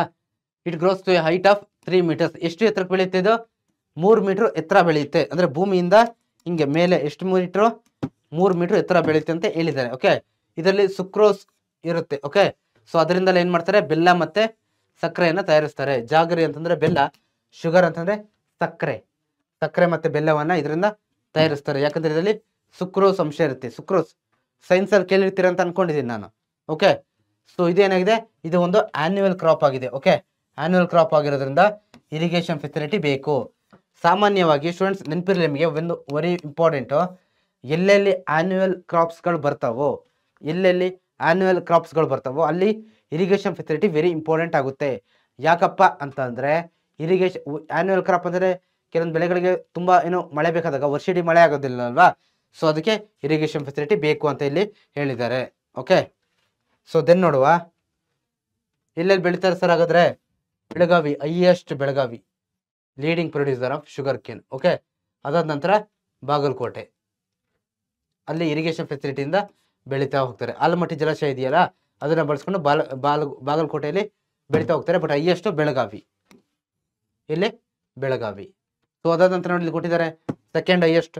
ಸೊ ಇದು ಈ ಡಿಸ್ಟ್ರಿಕ್ಟ್ ನೇಮ್ಗಳು ನಿಮಗೆ ಕೊಟ್ಟಿದ್ದಾರಲ್ವಾ, ಡಿಸ್ಟ್ರಿಕ್ಟ್ ನೇಮ್ಗಳು ನಿಮಗೆ ಬುಕ್ಸ್ ಅಲ್ಲಿ ಎಲ್ಲ ಬೆಳೆಗಳಿಗೂ ಡಿಸ್ಟ್ರಿಕ್ಟ್ ಅನ್ನ ಅದನ್ನ ಎಲ್ಲಿ ಜಾಸ್ತಿ ಬೆಳಿತಾರೋ ಅದ್ರ ಆರ್ಡರಲ್ಲೇ ಕೊಟ್ಟಿರ್ತದೆ. ಬೆಳಗಾವಿ ಆದ್ಮೇಲೆ ಮಂಡ್ಯ, ಮೈಸೂರು, ಶಿವಮೊಗ್ಗ, ದಾವಣಗೆರೆ, ಈ ಭಾಗ ಹಾಸನ, ಕೊಪ್ಪಳ, ವಿಜಯಪುರ, ಬೀದರ್ ಈ ರೀತಿ ಬೆಳೀತಾ ಹೋಗ್ತಾರೆ ಅಂತ ಇಲ್ಲಿ ನಾವು ನೋಡ್ತಾ ಹೋಗ್ಬೋದು. Okay, Mandya district specialized in the cultivation of sugar cane even from pre independence days. ಸ್ವಾತಂತ್ರ್ಯ ಬರೋಕ್ಕಿಂತ ಮುಂಚೆಯಿಂದಲೂ ಕೂಡ ಮಂಡ್ಯದಲ್ಲಿ ಏನ್ ಮಾಡ್ತಾ ಇದ್ರು, ಶುಗರ್ ಕೇನ್ ಅನ್ನ ಬೆಳೀತಾ ಇದ್ರು. ಅದರಲ್ಲಿ ಎಕ್ಸ್ಪರ್ಟ್ ಇದ್ದಾರೆ ಅನ್ನೋದನ್ನ ನಾವಿಲ್ಲಿ ನೋಡ್ತಾ ಹೋಗ್ಬೋದು. Mandya very important. Pre independence, ಸ್ವಾತಂತ್ರ್ಯ ಬರೋಕ್ಕಿಂತ ಮುಂಚೆಯಿಂದಲೂ ಕೂಡ ಅನ್ನೋದು. ಓಕೆ, ಸೊ ನೋಡಿ ಮಂಡ್ಯ ಇಲ್ಲಿದೆ. ಓಕೆ, ಕೊಟ್ಟಿದ್ದೀನಲ್ವಾ ಮ್ಯಾಪಲ್ಲಿ, ನೀವು ನೋಡ್ಕೋಬಹುದು. ಸೊ ದೆನ್ ನೋಡಿ ಕಾಟನ್, ಹತ್ತಿ ಬಗ್ಗೆ ನೋಡ್ತಾ ಹೋಗುವ. ಸೆಕೆಂಡ್ ಇಂಪಾರ್ಟೆಂಟು ಕಾಟನ್ ಏನಾಗಿದೆ, ಇದೊಂದು ನಾರಿನ ಬೆಳೆ ಆಗಿದೆ, ಫೈಬರ್ ಕ್ರಾಪ್ ಆಗಿದೆ. ಈ ರೀತಿ ಕಾಣುತ್ತೆ, ಇಲ್ಲಿ ನೋಡ್ತಾ ಇದ್ದೀರಾ ನೀವು. Okay, it provides raw material for cotton textiles. ಅಂದ್ರೆ ಟೆಕ್ಸ್ಟೈಲ್ ಅಂತಂದ್ರೆ ಬಟ್ಟೆ ತಯಾರಿಸ್ತಕ್ಕಂಥ ಇಂಡಸ್ಟ್ರಿ, ಬಟ್ಟೆಯನ್ನು ತಯಾರಿಸುವ ಇಂಡಸ್ಟ್ರಿಯನ್ನು ನಾವು ಕಾಟನ್ ಇಂಡಸ್ಟ್ರಿ ಅಂತ ಹೇಳ್ಬಿಟ್ಟು ಕರಿತೀವಿ. ಆ ಹತ್ತಿಯಿಂದ ಬಟ್ಟೆಯನ್ನು ಕೂಡ ತಯಾರು ಮಾಡ್ತಾರೆ ಅನ್ನೋದು ಕೂಡ ನಾವಿಲ್ಲಿ ನೋಡ್ತಾ ಹೋಗ್ಬೋದು. Besides it is use for the making carpets, ropes, beds and pillows. Beds ಹತ್ತಿಯಿಂದ ಏನ್ ಮಾಡ್ತಾರೆ, ಬೆಡ್, ಪಿಲ್ಲೋಸ್ಗಳನ್ನು ಕೂಡ ಕಾರ್ಪೆಟ್ಸ್ಗಳನ್ನ ತಯಾರು ಮಾಡ್ತಾರೆ ಅಂತ ನಿಮಗೆ ಗೊತ್ತಿರಬೇಕು. ಮತ್ತೆ cooking oil is produce from the cotton seeds. ಈ ಹತ್ತಿಯ ಬೀಜಗಳನ್ನ ಏನ್ ಮಾಡ್ತಾರೆ, ಕುಕಿಂಗ್ ಆಯಿಲ್ ಅನ್ನ ತಯಾರು ಮಾಡ್ತಾರೆ. ಸೊ ಅದಾದ ನಂತರ cotton seed cake is used as a cattle feed. ಈ ಕಾಟನ್ ಸೀಡ್ ಕೇಕ್ ಅನ್ನ ಕ್ಯಾಟಲ್ ಫೀಡ್ ಆಗಿ ಅಂದ್ರೆ ದನ ಕರುಗಳಿಗೆ ಫುಡ್ ಆಗಿ ಬೆಳೆಸ್ತಾ ಹೋಗ್ತಾರೆ. Okay, cotton is the crop of the tropics and the sub tropics. ಇದು ಕ್ರಾಪ್, ಯಾವ ಕ್ರಾಪ್, ಸಬ್ ಟ್ರಾಪಿಕ್ ಮತ್ತೆ ಟ್ರಾಪಿಕ್ಸ್ ಅಲ್ಲಿ ಬೆಳೀತಕ್ಕಂಥ ಬೆಳೆ ಆಗಿದೆ.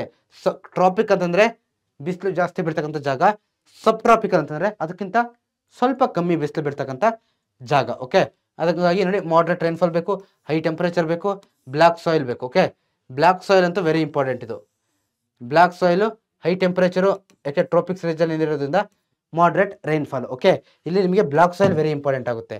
ಮತ್ತೆ ಇದನ್ನ ಲಾಂಗ್ ಟೈಮಿಂದ ಕೂಡ ಏನು ಡೈಲಿ ಲೈಫಲ್ಲಿ ನಾವು ಯೂಸ್ ಮಾಡ್ತಾ ಇದೀವಿ. Okay, so long, medium, short, staple cotton ಕೂಡ ಇದರಲ್ಲಿ ಏನು ಕಂಡು ಬರುತ್ತೆ. ಈ ಕಾಟನ್ ವೆರೈಟಿಯಲ್ಲಿ ಲಾಂಗು, ಮೀಡಿಯಮ್, ಶಾರ್ಟ್ ಅಂತ ಡಿಫ್ರೆಂಟ್ ಕೈಂಡ್ಸ್ ಆಫ್ ವೆರೈಟೀಸ್ಗಳು ಕೂಡ ಏನಾಗುತ್ತೆ ಕಂಡು ಬರುತ್ತೆ ಅನ್ನೋದನ್ನ ಕೂಡ ನಾವಿಲ್ಲಿ ನೋಡ್ತಾ ಹೋಗ್ಬೋದು. ಓಕೆ, ಅದಾದ ನಂತರ more medium short staple cotton. ಕರ್ನಾಟಕದಲ್ಲಿ ಅತಿ ಹೆಚ್ಚಿನದಾಗಿ ಮೀಡಿಯಂ ಮತ್ತೆ ಶಾರ್ಟ್ ಸ್ಟೇಪಲ್ ಕಾಟನ್ ಅನ್ನ ಬೆಳೀತಾ ಹೋಗ್ತಾರೆ. ಇದು ಏನಾಗಿದೆ, ಖಾರಿಫ್ ಕ್ರಾಪ್ ಆಗಿದೆ. ಓಕೆ, ಹಂಗಂತಂದ್ರೆ ಆಗಸ್ಟ್ ಮತ್ತು ಸೆಪ್ಟೆಂಬರ್ ಅಲ್ಲಿ ಸೋನ್ ಮಾಡ್ತಾರೆ, ಬೆಳೆದ್ಬಿಟ್ಟು rain fed crop. It also be grown with the help of the irrigation facility ಬಳಸ್ಕೊಂಡು ಕೂಡ ಬೆಳೀತಾರೆ. ಮಳೆ ಇಲ್ಲ ಅಂದ್ರೂ ಕೆರೆ ಬಾವಿಗಳಿಂದ ನೀರು ಬಳಸ್ಕೊಂಡು ಕೂಡ ಬೆಳೀತಾರೆ ಅನ್ನೋದು ನಿಮಗೆ ಕ್ಲಿಯರ್ ಆಗಿ ಗೊತ್ತಿರ್ಬೇಕು ಸ್ಟೂಡೆಂಟ್ಸ್.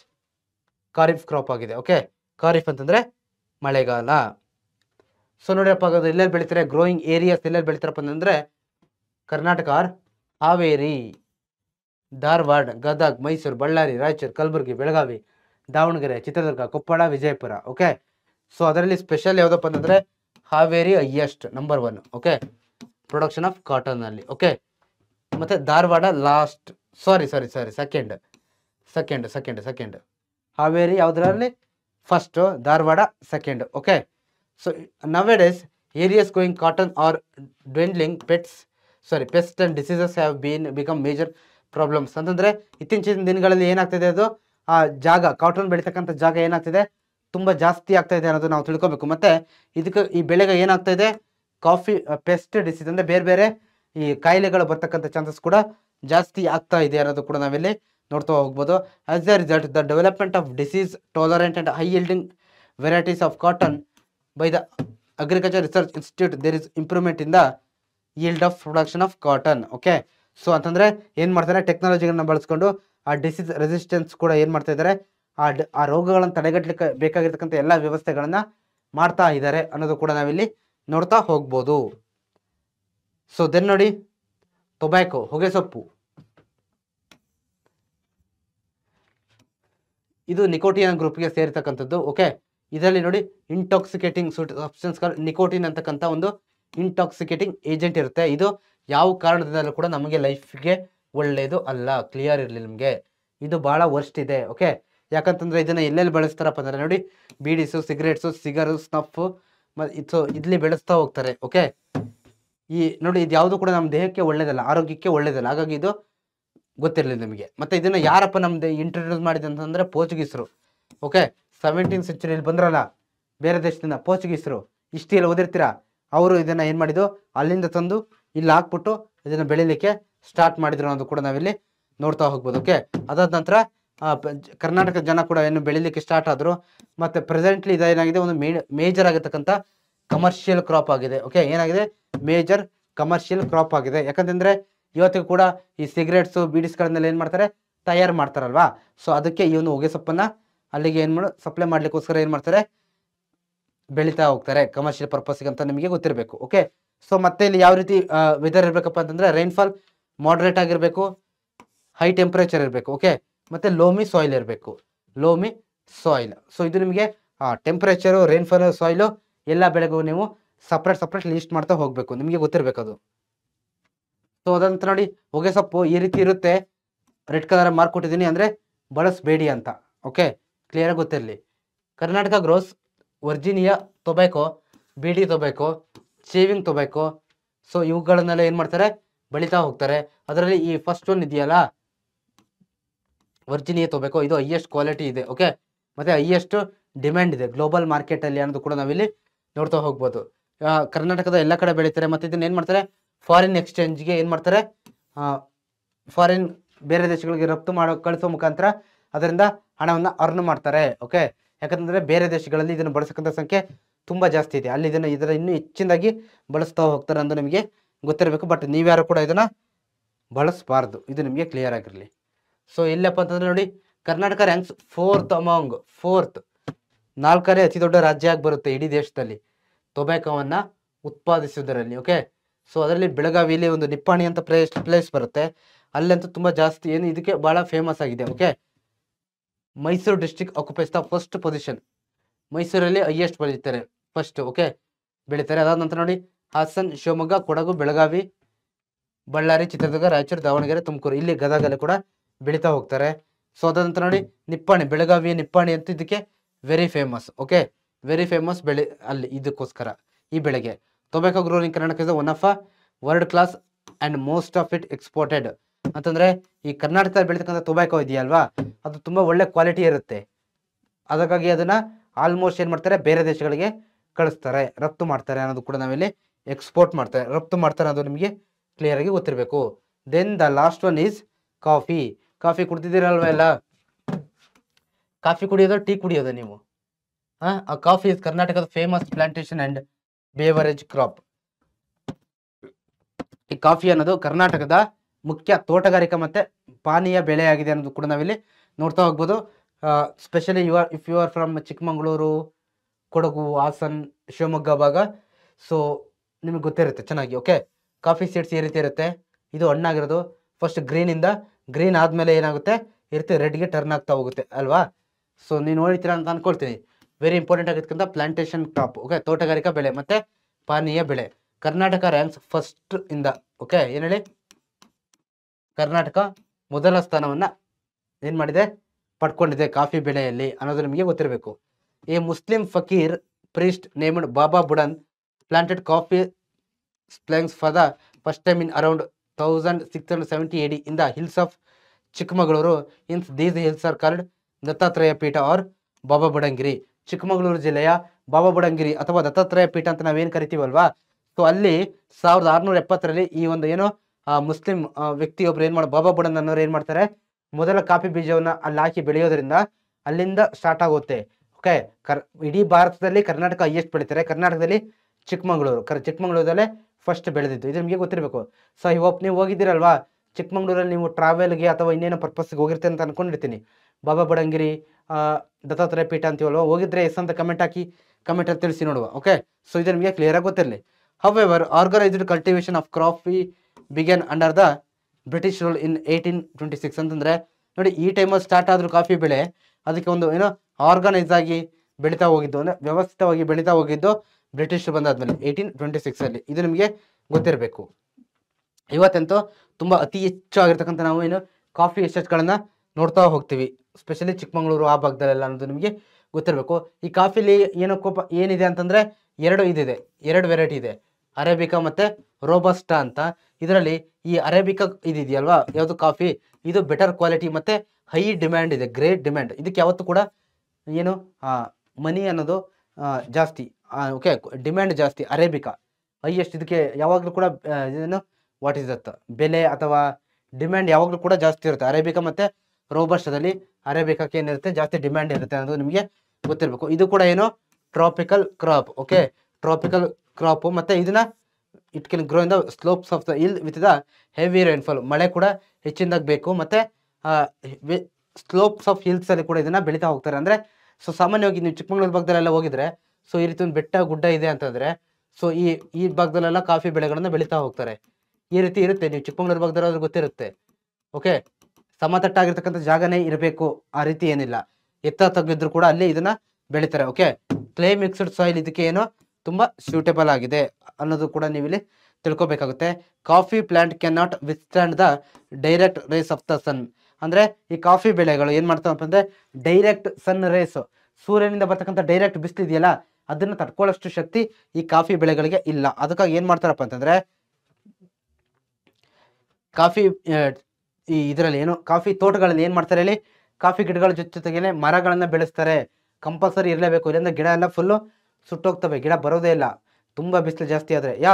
ಬಿಸಿಲು ಬೇಕು, ಬಟ್ ಒಂದು ಲೆವೆಲಿಗೆ ಬೇಕಲ್ವಾ. ತುಂಬಾ ಅತಿ ಆದ್ರೆ ಏನಾಗ್ತವೆ, ಗಿಡ ಸುಟ್ಟೋಗ್ತವೆ. ಆ ನೆರಳಿಗೋಸ್ಕರ ಏನ್ ಮಾಡ್ತಾರಪ್ಪ ಅಂತಂದ್ರೆ, ಬೇರೆ ಬೇರೆ ಮರಗಳನ್ನ ಬೆಳೆಸ್ತಾರೆ. ಆ ಮರಗಳನ್ನ ಬೆಳೆಸ್ತಾರಲ್ವಾ, ಆ ಅಕ್ಕಪಕ್ಕದ ಮರಗಳಲ್ಲಿ ಏನೋ ಒಂದು ಸಬ್ ಕ್ರಾಪ್ ಆಗಿ ಈ ಮೆಣಸು, ಪೆಪ್ಪರ್ ಅನ್ನ ಬೆಳೀತಾ ಹೋಗ್ತಾರೆ. ಇದು ನಿಮಗೆ ಕ್ಲಿಯರ್ ಆಗಿ ಗೊತ್ತಿರಲಿ. ಓಕೆ, ಸ್ಪೆಷಲ್ ಎಲ್ಲಿ ಬೆಳಿತಾರಪ್ಪ ಅಂತಂದ್ರೆ, ಮಲೆನಾಡು ಭಾಗದಲ್ಲಿ ಜಾಸ್ತಿ ಬೆಳಿತಾರೆ, ಅದನ್ನಲ್ಲಿ ತಿಳಿಸಿದೆ. ಮಲೆನಾಡು ಭಾಗದಲ್ಲಿ ಜಾಸ್ತಿ ಬೆಳಿತಾರೆ ಅನ್ನೋದು ನಿಮಗೆ ಕ್ಲಿಯರ್ ಆಗಿ ಗೊತ್ತಿರ್ಬೇಕು ಸ್ಟೂಡೆಂಟ್ಸ್. ಓಕೆ, ಸೊ ಕ್ಲಿಯರ್ ಆಗಿದೆಯಲ್ವಾ ಇಷ್ಟು ನಿಮಗೆ? ಸೊ ಇವತ್ತು ನಿಮಗೆ ಅರ್ಥ ಆಗಿದೆ ಅಂತ ಅಂದ್ಕೊಂಡಿದ್ದೀನಿ ನಾನು. ಸೊ ನೋಡಿ, 70% of the coffee produce in India. ನೋಡಿ, ಇಡೀ ಇಂಡಿಯಾದಲ್ಲಿ 70% ಕರ್ನಾಟಕದಲ್ಲಿ ಅಂತಂದ್ರೆ ನೀವು ಜಸ್ಟ್ ಥಿಂಕ್ ಮಾಡಿ, ಯೋಚನೆ ಮಾಡಿ. 70% ಇಡೀ ಇಂಡಿಯಾದಲ್ಲಿ 70% ನಮ್ಮ ಕರ್ನಾಟಕದಲ್ಲೇ ಬೆಳೆಯೋದು. ಓಕೆ, ಗ್ರೋನ್ ಲಾರ್ಜ್ಲಿ ಇನ್ ಕೊಡಗು ಡಿಸ್ಟ್ರಿಕ್ಟ್. ಓಕೆ, ಕೊಡಗಲ್ಲೂ ಕೂಡ ಜಾಸ್ತಿ ಬೆಳಿತಾರೆ. ಅದಾದ ನಂತರ ಚಿಕ್ಕಮಗಳೂರು ಮತ್ತೆ ಹಾಸನ ಏನಾಗಿದೆ, ಇಲ್ಲಿ ಜಾಸ್ತಿ ಬೆಳಿತಾರೆ. ಪಕ್ಕನೇ ಇದೆ ಹಾಸನ, ಸಾರಿ ಕೊಡಗು, ಚಿಕ್ಕಮಗಳೂರು, ಹಾಸನ ಮ್ಯಾಪಲ್ಲೂ ಕೂಡ ನೀವು ನೋಡಿದ್ರೆ ಅಕ್ಕಪಕ್ಕದಲ್ಲೇ ಬರ್ತವೆ 3 ಕೂಡ. ಓಕೆ, ಕೊಡಗು ಜಾಸ್ತಿ ಬೆಳೀತಾರೆ, ಬಟ್ ಫಸ್ಟ್ ಬೆಳೆದಿದ್ದು ಚಿಕ್ಕಮಂಗ್ಳೂರಲ್ಲಿ, ನಿಮಗೆ ಗೊತ್ತಿರಲಿ.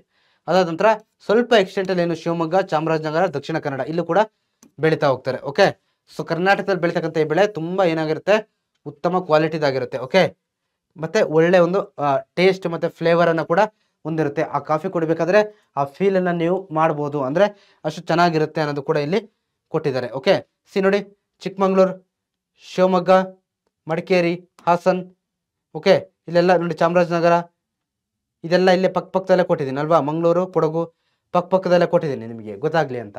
ಎಲ್ಲ ಒಂದೇ ಕಡೆ ಬರ್ತವೆ ನೋಡ್ಕೊಳ್ಳಿ, ಚಾಮರಾಜನಗರ ಒಂದು ಬಿಟ್ಟು.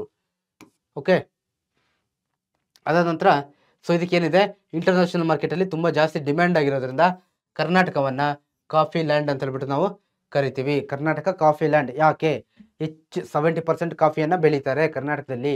ಇಲ್ಲಿ ಬೆಳೀತಕ್ಕಂಥ ಕಾಫಿ ತುಂಬ ಉತ್ತಮ ಫ್ಲೇವರ್ ಆಗಿರುತ್ತೆ, ಒಳ್ಳೆ ಏನಿರುತ್ತೆ ಉತ್ತಮ ಫ್ಲೇವರ್ ಮತ್ತು ಟೇಸ್ಟ್ ಇರುತ್ತೆ ಅನ್ನೋದನ್ನ ಕೂಡ ನಾವಿಲ್ಲಿ ನೋಡ್ತಾ ಹೋಗ್ಬೋದು. ಮತ್ತು ಹೈಯೆಸ್ಟ್ ಡಿಮ್ಯಾಂಡು ಕರ್ನಾಟಕದ ಕಾಫಿಗೆ ಎಲ್ಲಿರುತ್ತೆ, ಇಂಟರ್ನ್ಯಾಷನಲ್ ಮಾರ್ಕೆಟಲ್ಲಿ ಇದೆ ಅನ್ನೋದು ನಿಮಗೆ ಗೊತ್ತಿರಬೇಕು. ಸೊ ಇದಕ್ಕೆ ನೀವು ಆನ್ಸರ್ ಮಾಡಿ ನೋಡುವ. The district with the highest cultivated land in the state, ಯಾವ ಡಿಸ್ಟ್ರಿಕ್ಟಲ್ಲಿ ಹೈಯೆಸ್ಟ್ ಕಲ್ಟಿವೇಟೆಡ್ ಲ್ಯಾಂಡ್ ಇದೆ ಅನ್ನೋದನ್ನ ನೀವು ಹೇಳ್ತಾ ಹೋಗ್ಬೇಕು. ನಾನು ಹೇಳಲ್ಲ, ನೀವೇ ಹೇಳ್ತಾ ಹೋಗ್ಬೇಕು. ಓಕೆ, ಕಮೆಂಟ್ ಸೆಕ್ಷನಲ್ಲಿ ತಿಳಿಸ್ಬೇಕು. ನಿಮಗೆ ಗೊತ್ತಿದೆ, ನಾನು ಡಿಸ್ಕಸ್ ಮಾಡಿದ್ದೀನಿ. ಓಕೆ, ಕಮೆಂಟ್ ಸೆಕ್ಷನಲ್ಲಿ ಕ್ವಿಕ್ಕಾಗಿ ತಿಳಿಸಿ ನೀವು. ಸೊ ಇದರ ನಂತರ ಸೆಕೆಂಡ್ ಕ್ವಶನ್ ನೋಡಿ, the period of rabi crops, ಇದನ್ನು ಕೂಡ ನೀವು ತಿಳಿಸ್ತಾ ಹೋಗ್ಬೇಕು. ಓಕೆ, ರಾಬಿ ಕ್ರಾಪನ್ನು ಯಾವ ಟೈಮಿಂದ ಯಾವ ಟೈಮ್ವರೆಗೂ ಬೆಳಿತಾರೆ, ಆಗಸ್ಟಿಂದ September, March to April, November to December, February to June, ಇದು ಕೂಡ ನೀವು ತಿಳಿಸ್ತಾ ಹೋಗ್ಬೇಕು. ಓಕೆ, ಸೊ ಇದೆಲ್ಲ ನಿಮಗೆ ಹೋಮ್ ವರ್ಕ್ ನಾನು ಕೊಡ್ತಾ ಇರೋದು. ಏನು ಹೇಳಿ, ಹೋಮ್ ವರ್ಕ್ ಕಮೆಂಟ್ ಸೆಕ್ಷನಲ್ಲಿ ಬರಲೇಬೇಕು. ಸೊ ಅದಾದ ನಂತರ ಕ್ವಶನ್ಸ್ ಈ ರೀತಿ ಕೇಳ್ತಾರೆ ನೋಡಿ, agriculture is the backbone of economic development, why ಅಂತ ಕೇಳ್ತಾರೆ. ಸೊ ಅಂತಂದರೆ ಸಿಂಪಲ್ ಆಗಿ ಆ ಇಂಪಾರ್ಟೆನ್ಸ್ ಆಫ್ ಅಗ್ರಿಕಲ್ಚರ್ನ ನೀವು ಬರಿತಾ ಹೋಗ್ಬೋದು. ಏನು ಹೇಳಿ, ಪ್ರೈಮರಿ ಆಕ್ಯುಪೇಷನ್ ಆಗಿದೆ, ಲೈವ್ಲಿಹುಡ್ಗೆ ಲೈವ್ಲಿಹುಡ್ ಆಗಿದೆ. ಆಕ್ಯುಪೇಷನ್ ಅಂತಂದರೆ ಮೂಲ ಜೀವನಕ್ಕೆ ಹೆಲ್ಪ್ ಮಾಡುತ್ತೆ. ಇದು ಎಂಪ್ಲಾಯ್ಮೆಂಟ್ ಆಪರ್ಚುನಿಟೀಸ್ ಕೊಡುತ್ತೆ. ಯಾಕಂತಂದ್ರೆ ಇವತ್ತು ಕೂಡ ತುಂಬ ಜನ ಅಗ್ರಿಕಲ್ಚರ್ ಮೇಲೆ ಡಿಪೆಂಡ್ ಆಗಿದ್ದಾರೆ ಕೆಲಸಕ್ಕೆ. ಫಾರಿನ್ಗೆ ಏನು ಮಾಡ್ಬೋದು, ಈ ಕೆಲವೊಂದು ಅಗ್ರಿಕಲ್ಚರ್ ಪ್ರಾಡಕ್ಟನ್ನು ಫಾರಿನ್ಗೆ ಎಕ್ಸ್ಚೇಂಜ್ ಮಾಡಿ ಅರ್ನ್ ಮಾಡ್ಬೋದು. ಮತ್ತು ಸೋರ್ಸ್ ಆಫ್ ಇನ್ಕಮ್ ಆಗಿದೆ, ಮತ್ತು ಉದ್ಯೋಗ ಆಪರ್ಚುನಿಟೀಸ್ಗಳನ್ನು ಇದು ಕೊಡ್ತಾ ಹೋಗುತ್ತೆ ಅಲ್ವಾ. ಸೊ ಇದನ್ನು ನೋಡಿದಂತ ನೋಡಿ, ರಾ ಮೆಟೀರಿಯಲ್ಸ್ಗಳನ್ನು ಕೊಡುತ್ತೆ, ಫಾರೆಸ್ಟ್ ಮತ್ತು ಬೇರೆ ಸೋರ್ಸ್ಗಳನ್ನು ಕೊಡ್ತಾ ಹೋಗುತ್ತೆ. ಓಕೆ, ಇದು ನಿಮಗೆ ಕ್ಲಿಯರಾಗಿ ಗೊತ್ತಿರಲಿ. ಆರ್ಥಿಕತೆ ಒಂದು ಡೆವಲಪ್ಮೆಂಟ್ಗೆ ಏನು ಮಾಡುತ್ತೆ, ಹೆಲ್ಪ್ ಮಾಡುತ್ತೆ ಅನ್ನೋದು ಕೂಡ ನಿಮಗೆ ಕ್ಲಿಯರಾಗಿ ಗೊತ್ತಿರಬೇಕು. ಸೊ ಇದು ನೀವು ಪಾಯಿಂಟ್ ವೈಸ್ ಸ್ಟಡಿ ಮಾಡ್ತಾ ಹೋಗಿ. Okay, so this is all about today class students. So ಇದು ಕರ್ನಾಟಕದ ಭೂ ಸಂಪತ್ತಿನ ಬಗ್ಗೆ. ಓಕೆ, ಎಷ್ಟು ಪ್ರಮಾಣದಲ್ಲಿದೆ, ಯಾವ್ಯಾವ ಬೆಳೆ ಬೆಳೀತಾರೆ ಎಲ್ಲ ಕೂಡ ನಾವು ಕ್ಲಿಯರಾಗಿ ತಿಳ್ಕೊಂಡಿದ್ದೀವಿ. ಇನ್ನೊಂದ್ಸತಿ ಅರ್ಥ ಆಗಿಲ್ಲ ಅಂತಂದರೆ ಸೊ ಒಂದು ಸೆಕೆಂಡ್ ಏನು ಮಾಡಿ, ಕ್ಲಾಸನ್ನು ವಾಚ್ ಮಾಡಿ. ತುಂಬ ಸುಲಭ ಇದೆ, ತುಂಬ ಸುಲಭವಾಗಿ ನಿಮಗೆ ಅರ್ಥ ಆಗುತ್ತೆ ಅಂತ ನಾನು ಅಂದ್ಕೊಂಡಿದ್ದೀನಿ. Okay, thank you students, bye.